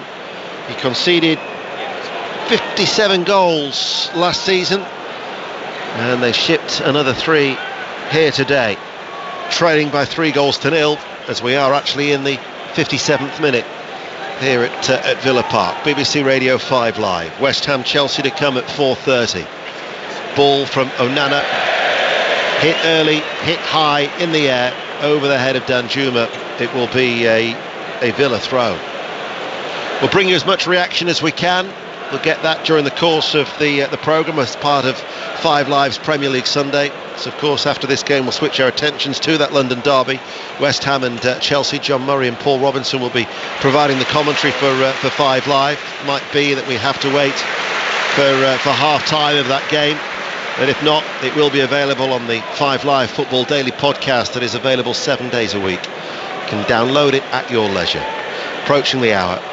Talking of leisure, that's a leisurely pace for Villa, isn't it, really, at the minute? Very leisurely. Very. Look, this is where you can just give up a player's opportunity as well if you want to. I know it's still early on in the season. Powell hits the ball early, up towards Watkins, just bounced away from him, gathered in the sunshine by Pickford. They just look a good team, Aston Villa, and I knew last week was just a setback, but I do think they'll have a good season. I know they got a few injuries at the moment, but they've bought well this summer. Another noticeable thing about Unai Emery, it's very, very rare that they don't actually score. You think back now, they've failed to score in only 2 of 27 Premier League games, if you include this one, where they're 3-0 up. Danjuma, forward for Everton, enters the penalty area on the left-hand side, goes away from Dobbin. Patterson hits it, first time right-footed. It was going off target. It was diverted behind off the legs of Douglas Luiz for an Everton corner kick as they trail 3-0. I tell you what, Dobbin and Danjuma have added something to Everton. They look really lively, know that they can create stuff. And Villa look like they're going to make a double substitution soon with, I think, Philip Coutinho and Tielemans coming on. Nice applause in the meantime for Ashley Young. Sporting reception from the Villa fans for a former Villa player in his 2 spells as he goes to the Holt end to take the corner kick on the Everton right. It's right-footed, it's deep into the penalty area. Mopé shot, very unlucky, comes back towards Mopé, and then it's spoon behind for a corner kick. He made it on the full, didn't he? Good save by Martinez. He's unlucky on Mopé, and you probably want it to go in for him personally because he needs a goal and his confidence well. But yeah, Villa's no one's marking him at the back post, and it's a good save from Emi Martinez. Last touch actually must have been off an Everton player. I thought it was going to be a corner kick. Oh, it did. It bounced off the knees of Mopé. Wasn't adjudged to have kept the ball in play before it was spooned behind by the legs of Martinez. So Mopé almost had a chance to get Everton on the score sheet, but as it is, they still trail. As Martinez now chips that ball up towards Digne off his chest on this near side, closed down well by Dobbin, played back by Digne. Mopé was there. Pau Torres lifts it forward. Did you say a triple or a double change? Triple now, because they've just got Carlos ready. So yeah, it was going to be a double, and it's a triple one. So Coutinho, who came off the bench last week at St James's Park, Diego Carlos is coming on, and Youri Tielemans, he also had a run out off the bench in that heavy defeat at St James's Park. So a triple change could be made by Unai Emery, who has that luxury, of course, because you look at the games for Villa, and because of that game against, or the 2 games against Hibs, quite a congested early part of the schedule for Villa. And they've got a few injuries that they picked up already, and you're early on in the season, you're not up and running, so these substitutions kind of make sense, and then you rest it, and the games that you've got, as you said, in Europe coming up. That conference playoff first leg at Easter Road Thursday night. Douglas Luiz to take the corner. It's taken short on this near side to left. Back with Douglas Luiz to McGinn. McGinn threads it. Leon Bailey trying to get there. Challenge from Tarkowski. Bailey was upended inside the penalty area, but there was no appeals for a penalty. Heavy touch from Dobbin, gives it away towards McGinn. Runs forward, down towards the corner flag. Dobbin slides into the challenge and forces the ball behind for a corner kick. Bailey has stayed down inside the penalty area. Yeah, unless he's injured, he needs to get up, because to be fair, I think it was good defending, good strong defending by... It was Patterson. He came across, his good defending. He might have caught his foot, but it's good strong defending. He's coming off anyway. It'll be Tielemans for Bailey, Coutinho for Douglas Luiz, and Diego Carlos for Diaby. They're the three changes. Wow, Carlos, they must be going to a freedom. Yeah. So he's just getting his instructions, actually, Diego Carlos, from Unai Emery. Of course, it was during the Everton game on the second. He's only his second appearance last season that he picked up that bad Achilles injury, which meant he only made 3 appearances throughout for the Brazilian after he was signed for £26 million from Sevilla. Bailey, though, has stayed down and is still getting lengthy treatment as the Villa fans in that north stand break out into a chant, and the atmosphere lifts in the sunshine and the blue skies at Villa Park. We're in the 63rd minute. He's now on his feet, but he's coming off anyway. So is this the time to make the changes? Yes, it is. There's the number 31 with the electronic board and the triple change. So Bailey on the score sheet, hobbles off. Diaby, you're going to see Coutinho coming on as well, and as you say, they're likely going to switch to 3 at the back. Yeah, I can see that if you saw them attacking players that are coming off, for sure. So it's Tielemans, Coutinho and Diego Carlos on. Not happy, Douglas Luiz. Bailey, Diaby and Douglas Luiz are off. Mind you, with the success of Unai Emery, particularly in the Europa League, you think of playing Thursday, Sundays. Amazing how sometimes the English sides tend to struggle. The Spanish, particularly Emery, past masters at that. He knows how to manage players with the testing schedule that they're going to face. Number 6, Douglas Luiz, 19, Moussa Diaby, and 31, Leon Bailey. Diaby unable to score back-to-back goals after that one at Newcastle last week. So the triple change made. Villa are on easy street. They lead by 3 goals to 0. And the Everton fans having to shield the sun from their eyes in that lower tier of the stand on the far side as they wait for their former defender Digne to take the corner kick. Left-footed, outswinger. Keane heads it away. Dobbin helps it further away. Cash heads it back to Tielemans, lifts it in first time. It'll go out of play for a throw. In the World Athletics and the 100-metre semi-finals over the next half hour, likely updates. Yep. I don't want that. I've recorded that, so don't give me no updates. You're going to have a problem because over the next half hour we're going to get updates of those semi-finals for you here on. There's a reason why I recorded it, because I didn't want to know. I like to watch it when I get home. Can't believe it. Well, you might require Amy in the studio then to tell you that we're going to get there. You can take your headphones off. Yeah, I'll take them off. And as we nip to Budapest, there is 5 Live Sport for the live athletics from the World Championships in Budapest throughout the week to look forward to. Coverage today on BBC One from 3 till 6:35. Should we speak to our mate John Murray or not? Yeah, let's get the team news from John. Hello to you both. Yes. Right, the team news: West Ham, Chelsea. James Ward-Prowse is straight in for his debut, takes the place of Fornals. That's David Moyes' only change to his team that started the season. So the other midfield signing, Edson Alvarez, is a substitute. Cresswell is also on the bench for West Ham. And the Chelsea news is that the new record signing, Moises Caicedo, is named as a substitute. Romeo Lavia is not in the 20, so Chelsea's only change from last week is a full debut for Marlo Gusto at right back for the injured Reece James, and Ben Chilwell is captain for this one. I hate to continue with the pie theme, but we've got some filling to do during this second half. Lots of fillings and lots of toppings. Let's go to Dave Woods, watching the Rugby League at Headingley. Leeds 6, Warrington 4. Sam Walters has just scored for Leeds, striding through on the back of some back-to-back penalties. Martin's kicked the goal. Leeds 6, Warrington 4. Thanks, Dave. 3-0 to Villa here at Villa Park. Here is Tielemans in the sunshine coming forward, right-footed ball out towards Digne. just rolls up a little bit, brings it under control, the left foot, strokes it inside to Coutinho, and Coutinho back to Diego Carlos. So now it's Diego Carlos who's the central figure, Constance to the right of that three, Pau Torres to the left, Digne becomes the left wing back, Matty Cash plays right wing back on that far side, and that adaptability, the flexibility of Unai Emery. Yeah, it's good, and it can, as you said, in Europe, he could easily do a free at the back in Europe, so it's good. And their opponents on Thursday night, Hibs now lead Wraith 2-1. As the shot comes in from Coutinho, it was straight at Pickford. Hearts are still leading Partick 3-0. No goals between Kilmarnock and Celtic in the Championship. Norwich go third. They beat Millwall by 3-1. It's the third game. I think it's fair to say that we can start saying they've gone third. Not having people going top of the table after 1 or 2 games. No, you're right. It's like someone, I read a preview, it said Villa bottom of the table, not after 1 match. No, yeah, exactly. No. 3 games, yes. 7 points so far for Norwich City in the early stages in the Championship after that win at Carrow Road. Mope was played through to him. Mope tries to shrug off Carlos.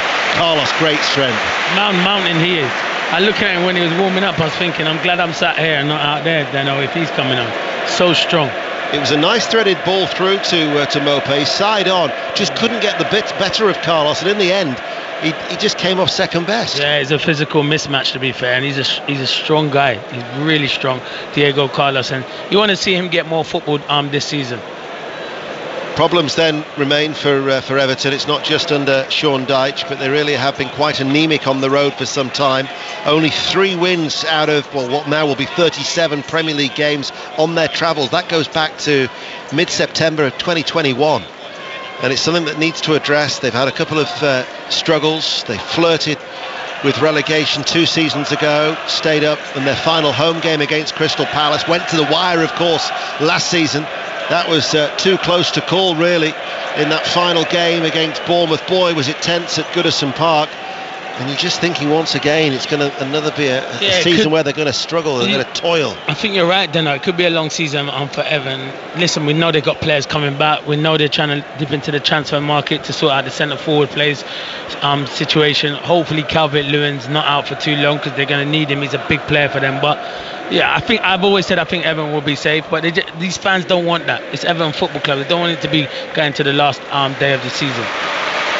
3-0 down, and we're midway through the second half on BBC Radio 5 Live, and Aston Villa have certainly responded extremely well to what was their heaviest opening day loss since 1985 when they lost 4-0 at Manchester United. The points secure, substitutes are on. Unai Emery will be extremely happy as here is Camara in the centre circle, strokes the ball, and even you can tell by the atmosphere. I mean, there's just no jeopardy in the game whatsoever. No, and Villa can treat it like a training match, just keep the ball for fun. 4-0 now at Tynecastle, so Hearts through to the next round of the Scottish League Cup as they are leading Partick 4-0 at Tynecastle. Hibs still have a slender lead, 2-1 against Wraith, goalless at Rugby Park still.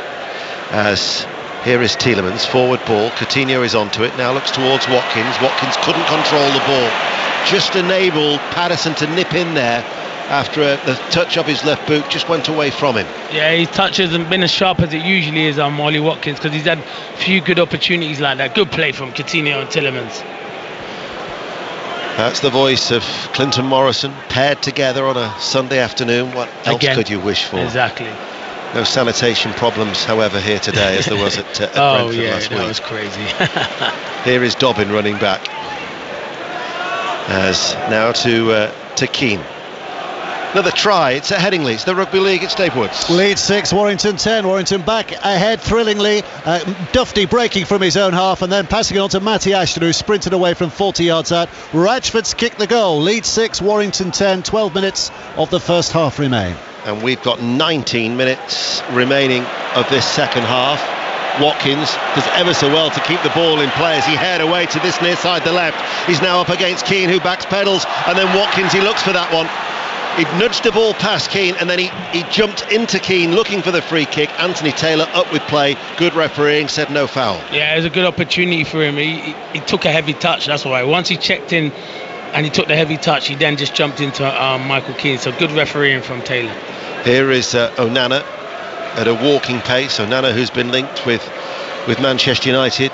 Very tall, physical presence. The midfield in for Everton, Belgian international.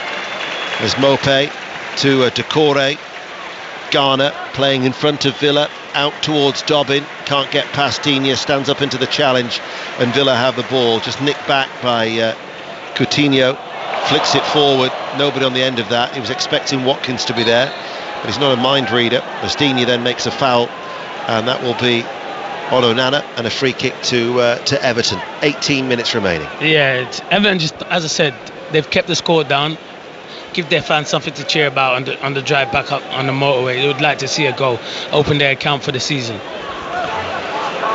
Yep, it was frustrating for them last week against Fulham.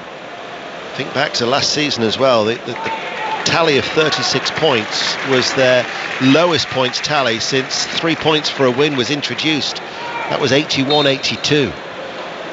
Really did struggle, and 3-0 down here at Villa Park. Watkins from that free kick, Villa clear, lays it off. Watkins now is surging forward, looking to try and get on the end of Coutinho. He was challenged by James Garner. McGinn keeps it alive, out towards that far side. That's Konsa actually popping up on the right corner of the penalty area, but Danjuma had chased back with him, and Danjuma is there and now finds Ashley Young. He's been a positive for Everton, Danjuma. He's been a positive going forward, positive tracking back.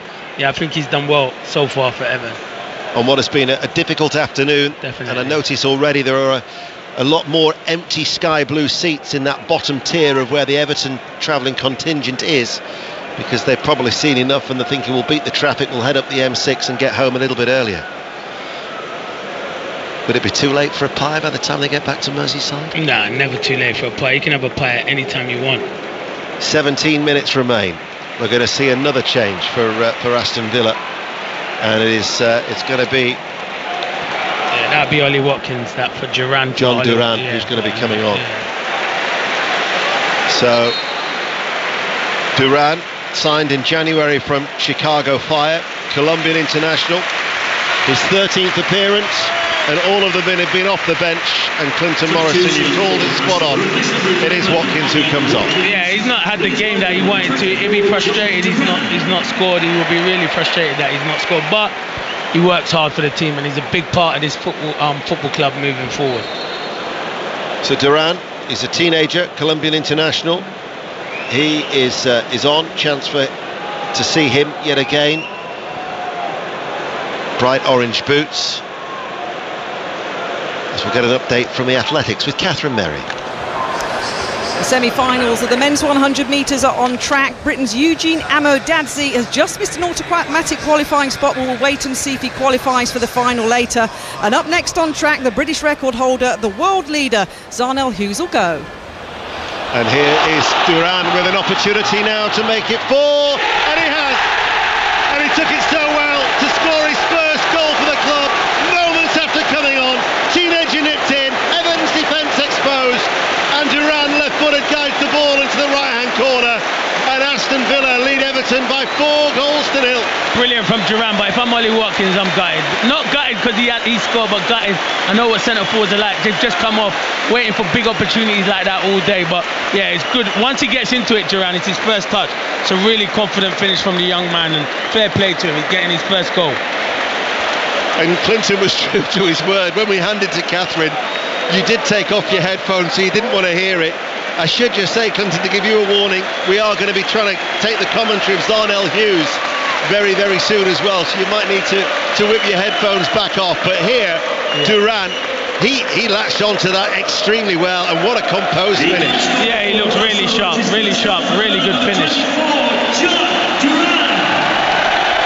I thought about 13 being unlucky. It's 13 lucky, because on his 13th appearance he's first for the goal, first for the club, and the teenager who was signed for £18 million from Chicago Fire looks to the skies and is very, very happy. So, as promised, commentary of Zarnel Hughes with Catherine. The second semi-final then of the men's 100 metres here in Budapest on day number 2 of these World Championships. Bright sunshine, over 30 degrees of heat. And Christian Coleman is being introduced to the crowd. The American will start in lane number 5, the world indoor record holder over 60 metres. And very shortly, Zarnell Hughes of Great Britain and Northern Ireland, the 28-year-old world leader. He set a time of 9.83 seconds this year. He's replaced Linford Christie and John Regis as the British record holder over both distances in the sprint events. He's got a smile on his face, he's licking his lips, and the British fans just behind Zarnell Hughes are waving their flags. He starts in lane number 7. The first semi-final, incidentally, was won by the colourful Noah Lyles in a season's best of 9.87 seconds. So Yanagita of Japan goes in 2. Ogunlawe of Nigeria in 3. Simbini from South Africa, the 29-year-old, 9.84 seconds at his best, goes in 4. Christian Coleman, the world's fastest man in the world in 2017, 18 and 19. He's won this title before. He goes in lane 5. Ford of Jamaica in 6. Zarnell Hughes was impressive in qualifying yesterday for this semi-final. He's staring down the track. The stadium announcer gets everybody to go quiet. Matadi of Liberia goes in 8 and Archibald of Guyana in 9. Christian Coleman, the American, in lane 5, looks to the sky. He has a lifetime best, the American, of 9.79 seconds. Zarnell Hughes sets into the blocks. So many disasters at recent major championships for the British athlete, disqualified in major finals in years gone by. But in 2023, nobody has run faster than Zarnell Hughes in the world. The first 2 will automatically go through to the world final later. They settle in their blocks. You can hear a pin drop and a false start. So I'm going to go back to the football and we'll come back for the second time of asking for Zarnell Hughes. Catherine, haven't really missed anything whilst we've been with you in Budapest. Villa still lead Everton by 4-0. Clinton, there was a false start, so we're going back to Budapest very, very... I know you just put your headphones back on, you don't want to... Hey? Full start. Yeah, so we're going to go back to see how Zarnell Hughes gets on very, very soon. So full start, he was away for 2 minutes. The race only takes 10 seconds, a full start. Oh my, I'm going back off again. All right. Don't go off just yet, I might need you. All right, no worries. I'll listen to it, I'm joking, I don't care. I'll listen to it, mate, I'm only wondering. Here is Diego Carlos, chips the ball forward, Coutinho. The Everton fans now, that is a rapidly emptying away end over on that far side, as their side 4-0 down here, and interesting to see what Sean Dyche makes of the defending when you consider that the 2 goals that Villa have scored in the second half they've capitalised on defensive mistakes.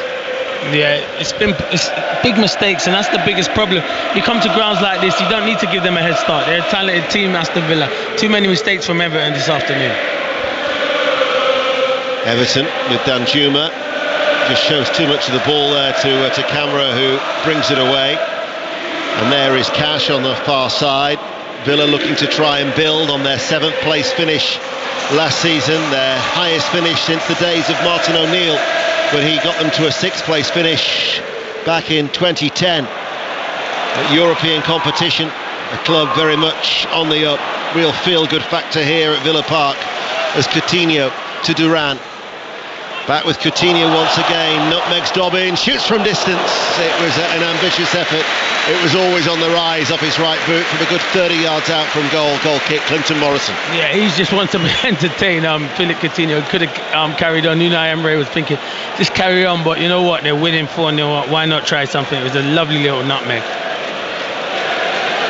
So for Everton, they only kept 2 clean sheets on their travels in the Premier League last season. They were both in the capital at Fulham and Crystal Palace.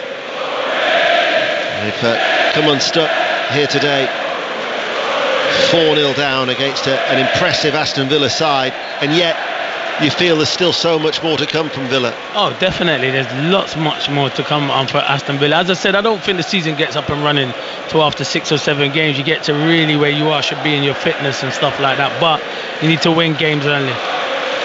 We're going to go back to the athletics. There's a stoppage in play here. Villa still lead Everton 4-0. Catherine Merry. There's been a disqualification then in the second semi-final of this men's 100 metres. South African Akane Simbine, who's been in the top 5 at the last 5 Olympic or World 100 metre finals, has been removed. Zarnell Hughes goes in lane 7. The athletes are settled in their blocks. A blue sky here in Budapest. Can the world leader, the 28-year-old, Clean start. Christian Coleman's out like an absolute rocket, the American. That's to be expected. Zarnell Hughes got a bit of work to do here. Forward of Jamaica in second. Here comes Zarnell Hughes. He had to work for that one. 9.88 seconds for Christian Coleman. That's the season's best for the American. But Zarnell Hughes did get up into second, and he's gone under the 10-second barrier, and he is Alison Kirbishley in the world final later. Yeah, he certainly did have to work for that. You're right, Kath. He did react, but his drive face, those first 10 metres, those first 5 strides were just not as powerful, not as explosive as the likes of Christian Coleman, who took that semi-final. 9.88. The guys are ready, aren't they? 9.93 confirmed for Zarnell Hughes. He's in the final. Zarnell Hughes then in the final. He'll come back later, but Noah Lyles and Christian Coleman, the two Americans, are on fire here this evening. But as a Villa fan, Ian Dennis, I'll happily hand it back to you. Well, Catherine, thank you very much, and thank you to Alison as well. Coverage to look forward to throughout the week from Catherine and Alison, 5 Live Sport, for those World Athletics Championships, and not just throughout the week, of course, throughout the day as well, here on 5 Live Sport. And Villa leading 4-0. Now, they were going to bring on Chambers, but John McGinn has just signalled to the bench, because this will be their 5th and final change. But there's a player who's just gone to ground on that far side, and Coutinho's gone down. Yeah, he got. It was a free kick given. Jarred his knee. He got caught there late, so they're rushing the physios off. So he can't buy luck at the minute. He's another one who picks up a lot of injuries. Hopefully he's okay. Only 22 appearances last season, so another stoppage here at Villa Park. The game long since gone. Villa lead 4-0. But don't go anywhere. We're going to keep you up to date with the athletics. We've got more live football to come. And of course the Rugby League at Headingley with Dave Woods. Well, it's half-time. Leeds 6, Warrington 10. A couple of Warrington tries. Ashton and Dufty and Walters in between for Leeds. It's not been great. Leeds needing to win to keep their slender top 6 hopes alive. But it's Warrington who are leading at the moment. Half-time, Leeds 6, Warrington 10. Well, Hearts and Hibs are both leading in the Scottish League Cup second round. What about Kilmarnock Celtic? Half-time at Rugby Park, Kenny Crawford. And the score is Kilmarnock 0, Celtic 0. Ian, not the most eventful match, but Kilmarnock will be more than happy to go in level pegging at the half-time break. Corey and Dabas had their 2 best chances. The man on loan from Ipswich Town, big defender. He hooked over from Matty Kennedy's early corner, and then just before the break his header went just wide from Stuart Finley's cross. As for Celtic, Kyogo, 35 goals last season. He's had their 2 best chances. He couldn't quite get on the end of Odin Holmes' centre early on, and then he had a shot saved by Will Dennis after dispossessing Danny Armstrong. 0-0 at the break between Kilmarnock and Celtic. And they're coming to a conclusion, those 2 games in Edinburgh. Hearts 4-0 up against Partick at Tynecastle. Hibs still lead Rape at Easter Road by 2-1. In the Championship earlier, Norwich City 3, Millwall 1. And I'm sure you've heard by now, in the Women's World Cup final, Spain beat England by 1-0. Coventry at 4:30. West Ham United against Chelsea to come on 5 Live. Coutinho only now is being helped back to his feet, and in fact they have changed the fact that Chambers is going to be coming on, so Callum Chambers isn't going to get a run out after all, and instead it will be Cameron Archer. And John McGinn was quite right to alert the bench. So Cameron Archer, as McGinn actually helps with the physio bag, brings it off to this near side. He's desperate for the game to resume as well. Cameron Archer, another part of Lee Carsley's successful under-21 winning side for the Euros in the summer. 2 goals in 5 appearances. He comes on for his 14th appearance. He did well for Middlesbrough on loan last season. Cameron Archer comes on, and it is Coutinho who goes off. Hasn't had a regular run in the side, Coutinho. Only started twice under Unai Emery. He'll hope that injury is not a serious one, but he's been helped off the pitch on the far side of the field. If he can't walk in it, where's the stretcher? I do not get that for the life of me. You've got a stretcher available, get him on the stretcher. He's hobbling around the pitch. Full time at Tynecastle. Hearts are through. They have beaten Partick 4-0 as a yellow card is shown to Patterson, the former Rangers player. That's the 4th yellow card to Everton on such a disappointing and difficult afternoon for them. And there's hardly many Evertonians who have remained. I bet you're looking from that such loyal support there could only be about 500 spread out on the bottom and top tier on that far side. 41,694 is the attendance inside Villa Park this afternoon. 4 minutes remain of normal time here on 5 Live. Villa will be looking for a 5th goal in these closing stages as Dobbin feeds it forward. There was a late challenge from Tielemans on Dobbin that stopped him in his tracks, and that'll be a free kick to Everton. But Aston Villa, been impressed? Yeah, I've been impressed, really impressed. Listen, Everton have not really been nowhere near it, to be fair, but yeah, they needed them to bounce back, and this was probably the perfect game for them to go and bounce back and showcase their ability. But in the first half they blew Everton away, and in the second half it's been comfortable. Everton haven't really laid a glove on Aston Villa. It's been really comfortable, but I was impressed with Villa. I saw a lot of them in pre-season, and I know they've got a lot of injuries, but they could have a good season. Well, certainly Villa will look to try and Everton will look to take advantage of the next 2 games, and the big games as well. Wolves at home on the Saturday, Sheffield United away. In between that, they've got a trip to Doncaster in the League Cup. You're right about the stretcher for Coutinho. He's probably advanced about 10 yards, and he's walking extremely slowly. He's like a tortoise over there. It makes no sense. If it's a bad injury what he's got, surely putting weight on it's going to make it worse. But they're taking proper care. The 2 physios either side trying to take the bulk of the support, the weight of his body. But if it's that bad, it's going to take him an age to walk in front of the North Stand. Exactly. We've got 2.5 minutes of normal time remaining. 4-0 to Aston Villa. Cash has gone down now. Talked before about the amount of players who are sidelined. Unai Emery will just be hopeful that there's not too much additional time, but with the injuries that we've had, we could be looking at 6-7 minutes, maybe even more. What was it in the first half? 9 in the first half. So play back underway. Diego Carlos, it's got the feel of the atmosphere like a pre-season game. It has now, and a feel of the referee blow up and everyone would be happy. That's what I think it's got the feel of. No more injuries, Everton don't concede any more goals, move on to next week. Pau Torres, Diego Carlos, midway through his own half, plenty of space to run into, passes the ball out towards Cash. Cameron Archie gets a touch on the halfway line,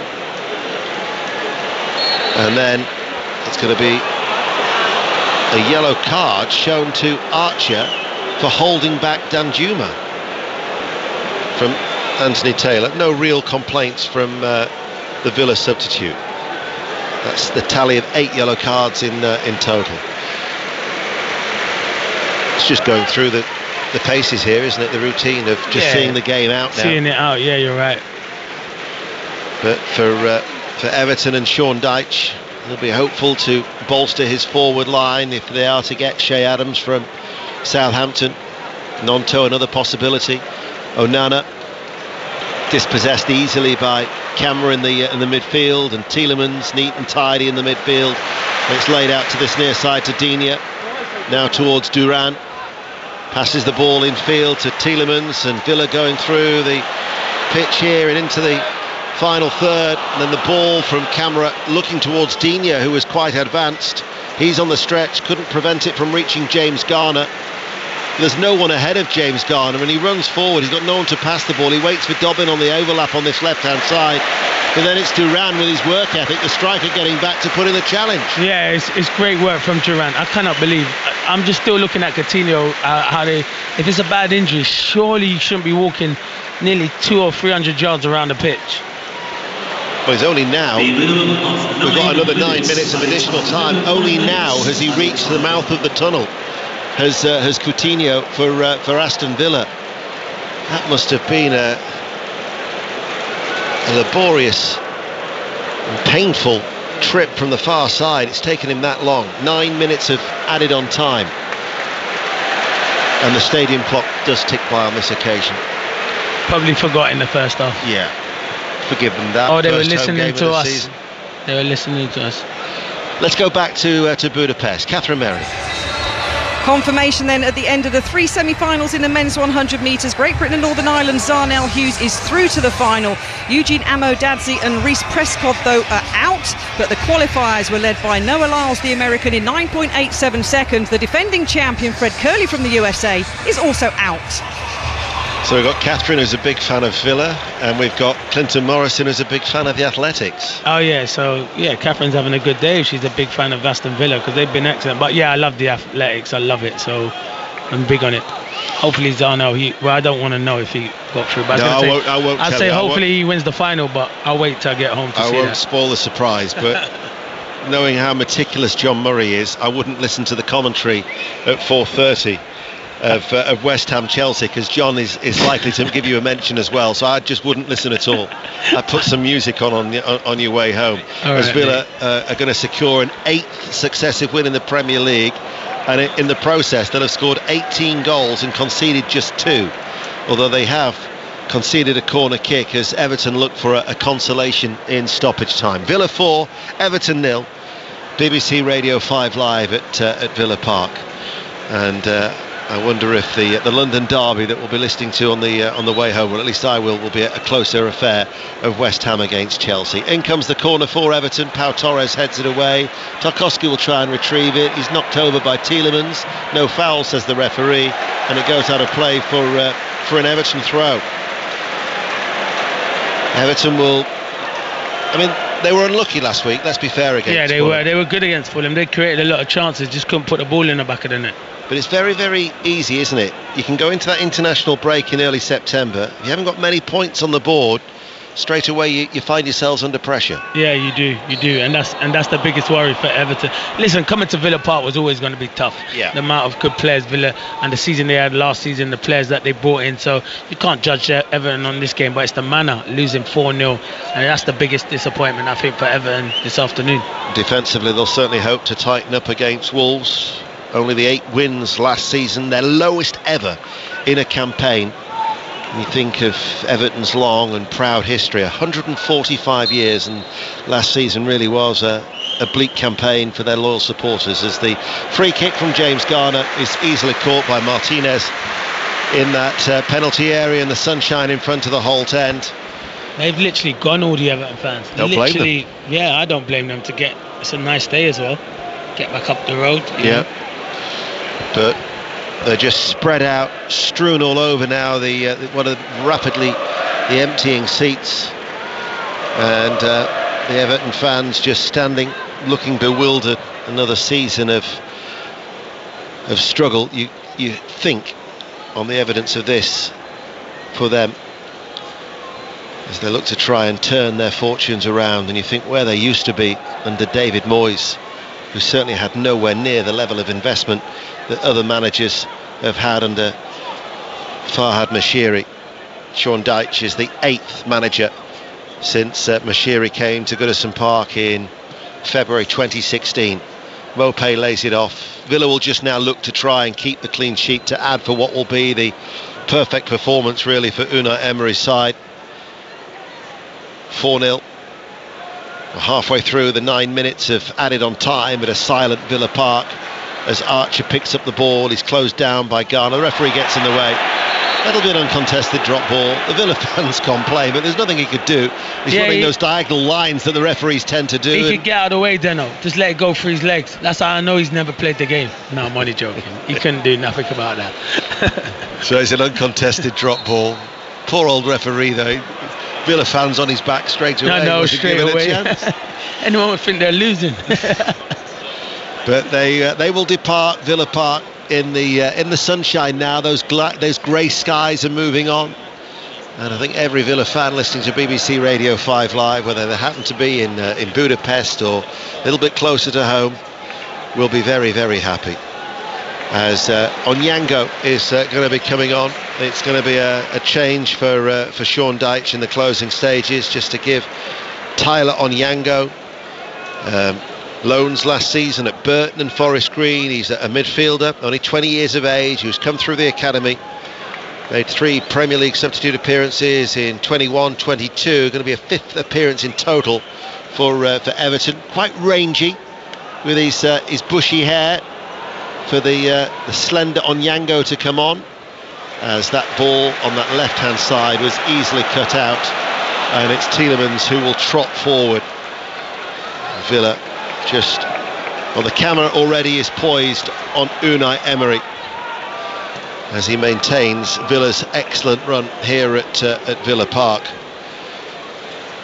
And Onyango waits to come on with 3 minutes remaining. The ball doesn't go out of play. He might not get onto the pitch. Still, Unai Emery is making those pointing and gesturing, getting the instructions across. But Villa, very, very comfortable. Who stood out for you then from a Villa point of view? Oh, hold on, here is Archer picking up the ball for Villa. Out it goes to Cash on that far side. We'll get your closing thoughts in a moment. Clinton, Archer look towards Durant, the substitute, looking to combine with his colleague off the bench. Everton get the ball, Everton come forward. So go on then, who would you say really caught the eye for you from Villa? I think John McGinn's been outstanding. I think his energy in midfield, and listen, I can always pick Diaby and the likes of Leon Bailey, but I think McGinn, what he does is brilliant for this football team. He tracks back, he can score goals, he can create chances, and yeah, I think he's had an outstanding game for Villa this afternoon. The voice of Clinton Morrison on BBC Radio 5 Live, as it's going to be Doucouré who's coming off. You hardly mentioned Doucouré. No, because when I look at Abdul Doucouré, I think he's a midfielder in a 2. Everton are trying to play him as a number 10. I don't see him as a number 10 to create stuff. I know he's done it a bit last season, but I think he's better in the 2 as in a midfield, not as a number 10 to go and get on the ball, create stuff and pick those passes and find a lot of goals, which you have to do in that creative role. Said this last season when I watched Everton. Of course, a lot of Burnley's success under Sean Dyche was a 4-4-2. Yeah. But with these Everton players, it seems he can't play 4-4-2. No, he can't. I think it's different. I think at Burnley it suited him. He had the players to play the 4-4-2, and everyone knew and bought into it. It's totally different here with Everton. He has different players, so it's hard. And he needs 2 strikers anyway first in the building that are going to be fit if he can play 4-4-2. Well, here is Tarkowski. He played every minute of last season, did the former Burnley defender. James Garner runs forward, easily cut out though by Digne. Tielemans on the edge of his own penalty area. Camara plays the ball back. Diego Carlos chips it towards Pau Torres. And although Mopé's running towards Torres, they're easily playing around Everton. They've spread it out now towards the right-hand side. Very, very easy on the eye, but it's so comfortable for them. Yeah, it's like a keep ball session in training. Just keep the ball. If, like 10 passes is a goal. That's what everyone would know. If you're a footballer, then you'll have a thing where if you get 10 passes, 10 passes a goal. They can have about 30 or 40 passes. There's no pressure on them at the moment. Extremely one-sided affair this at Villa Park, and by my watch the 9 minutes are almost up, and I can't believe as Mopé almost catches camera that Anthony Taylor will be adding too much more, because the players just playing within themselves of Aston Villa. And indeed there is the final whistle. Aston Villa 4, Everton 0, and Villa bounce back from that heavy defeat at Newcastle and hand out their own hiding. Yeah, they do. I wouldn't even go over there if I was Everton players or anything, because all the fans have left. But credit to Aston Villa. Aston Villa are outstanding. From the first minute today, they were on the front foot and they gave Everton no time. And when you've got the creative players they've got on the pitch, and then the players they can bring off the bench, it was always going to be a hard game for Everton. But yeah, Aston Villa bounced back from the heavy defeat, onwards and upwards for Aston Villa. And Sean Dyche, he goes to applaud the Everton supporters, but there's hardly many of them left. Those that are walking over towards that far side, those that have remained, are applauding them, but you can't help but just feel that just is another performance that is not good enough as far as the Everton supporters are concerned, as Aston Villa run out 4-0 winners. McGinn, a Luiz penalty in the first half, and then defensively very, very poor to concede goals to Bailey and Duran in the second half. Villa thoroughly deserved this. Convincing winners, 4-0. Steve. Clinton, the camera just panned to the Everton fans and it focused in on one who just stretched out his arms in a kind of a what was that gesture. There is a lot going on at Everton at the minute that is beyond their control. Recruitment, for example. However, there is a minimum standard. Were Everton below that today? Oh, way below it, to be fair. You can see why the fans are frustrated, but I understand it. It's difficult. I've been a footballer. When I go over and clap the fans, I don't expect them to do that, but they pay their hard-earned money and they're not happy. It's disappointing, but it's disappointing from up the hierarchy as well, because they need to help Sean Dyche and help some of these players. They need to bring people into the football club. I know they're trying, but it's going to be the next few weeks is going to be big for Everton, because they need to bring good personnel to this football club, because you don't want it to be another long season for Everton. Then fans pay their hard-earned money, and today was really disappointing, Crossy. Loads of people were talking at Villa before the start of this season. We didn't really see the full picture of that at St James's Park, let's be honest, but we did today. Yeah, we did today. Listen, going to Newcastle and playing Newcastle at St James's Park was always going to be tough. The atmosphere was brilliant and they got blown away, Aston Villa. But for me personally, I tipped them at the start of the season to have a good season. I think they've recruited well. I know they've got a few injuries, but they've recruited well and they had a good end to the last season as well. I think they'll do well in Europe. So positive signs for Aston Villa moving forward this season. Clinton, Ian, thank you very much indeed. Aston Villa 4, Everton 0. Very shortly we'll be on our way to the London Stadium. Just over 20 minutes to go until full commentary of West Ham versus Chelsea. Already today, Norwich beat Millwall 3-1 in the Championship. Hearts and Hibs have made their way through into the quarterfinals of the Scottish League Cup. Hearts 4, Partick Thistle 0 and Hibs 2, Wraith Rovers 1. Kilmarnock against Celtic is 0-0 after 50 minutes. We'll have more to come from there. We'll be back to Budapest as well. Chances of medals for Great Britain in the heptathlon and the men's 100 metres over the course of the next couple of hours. Let's get the news now on 5 Live with Joe Critcher.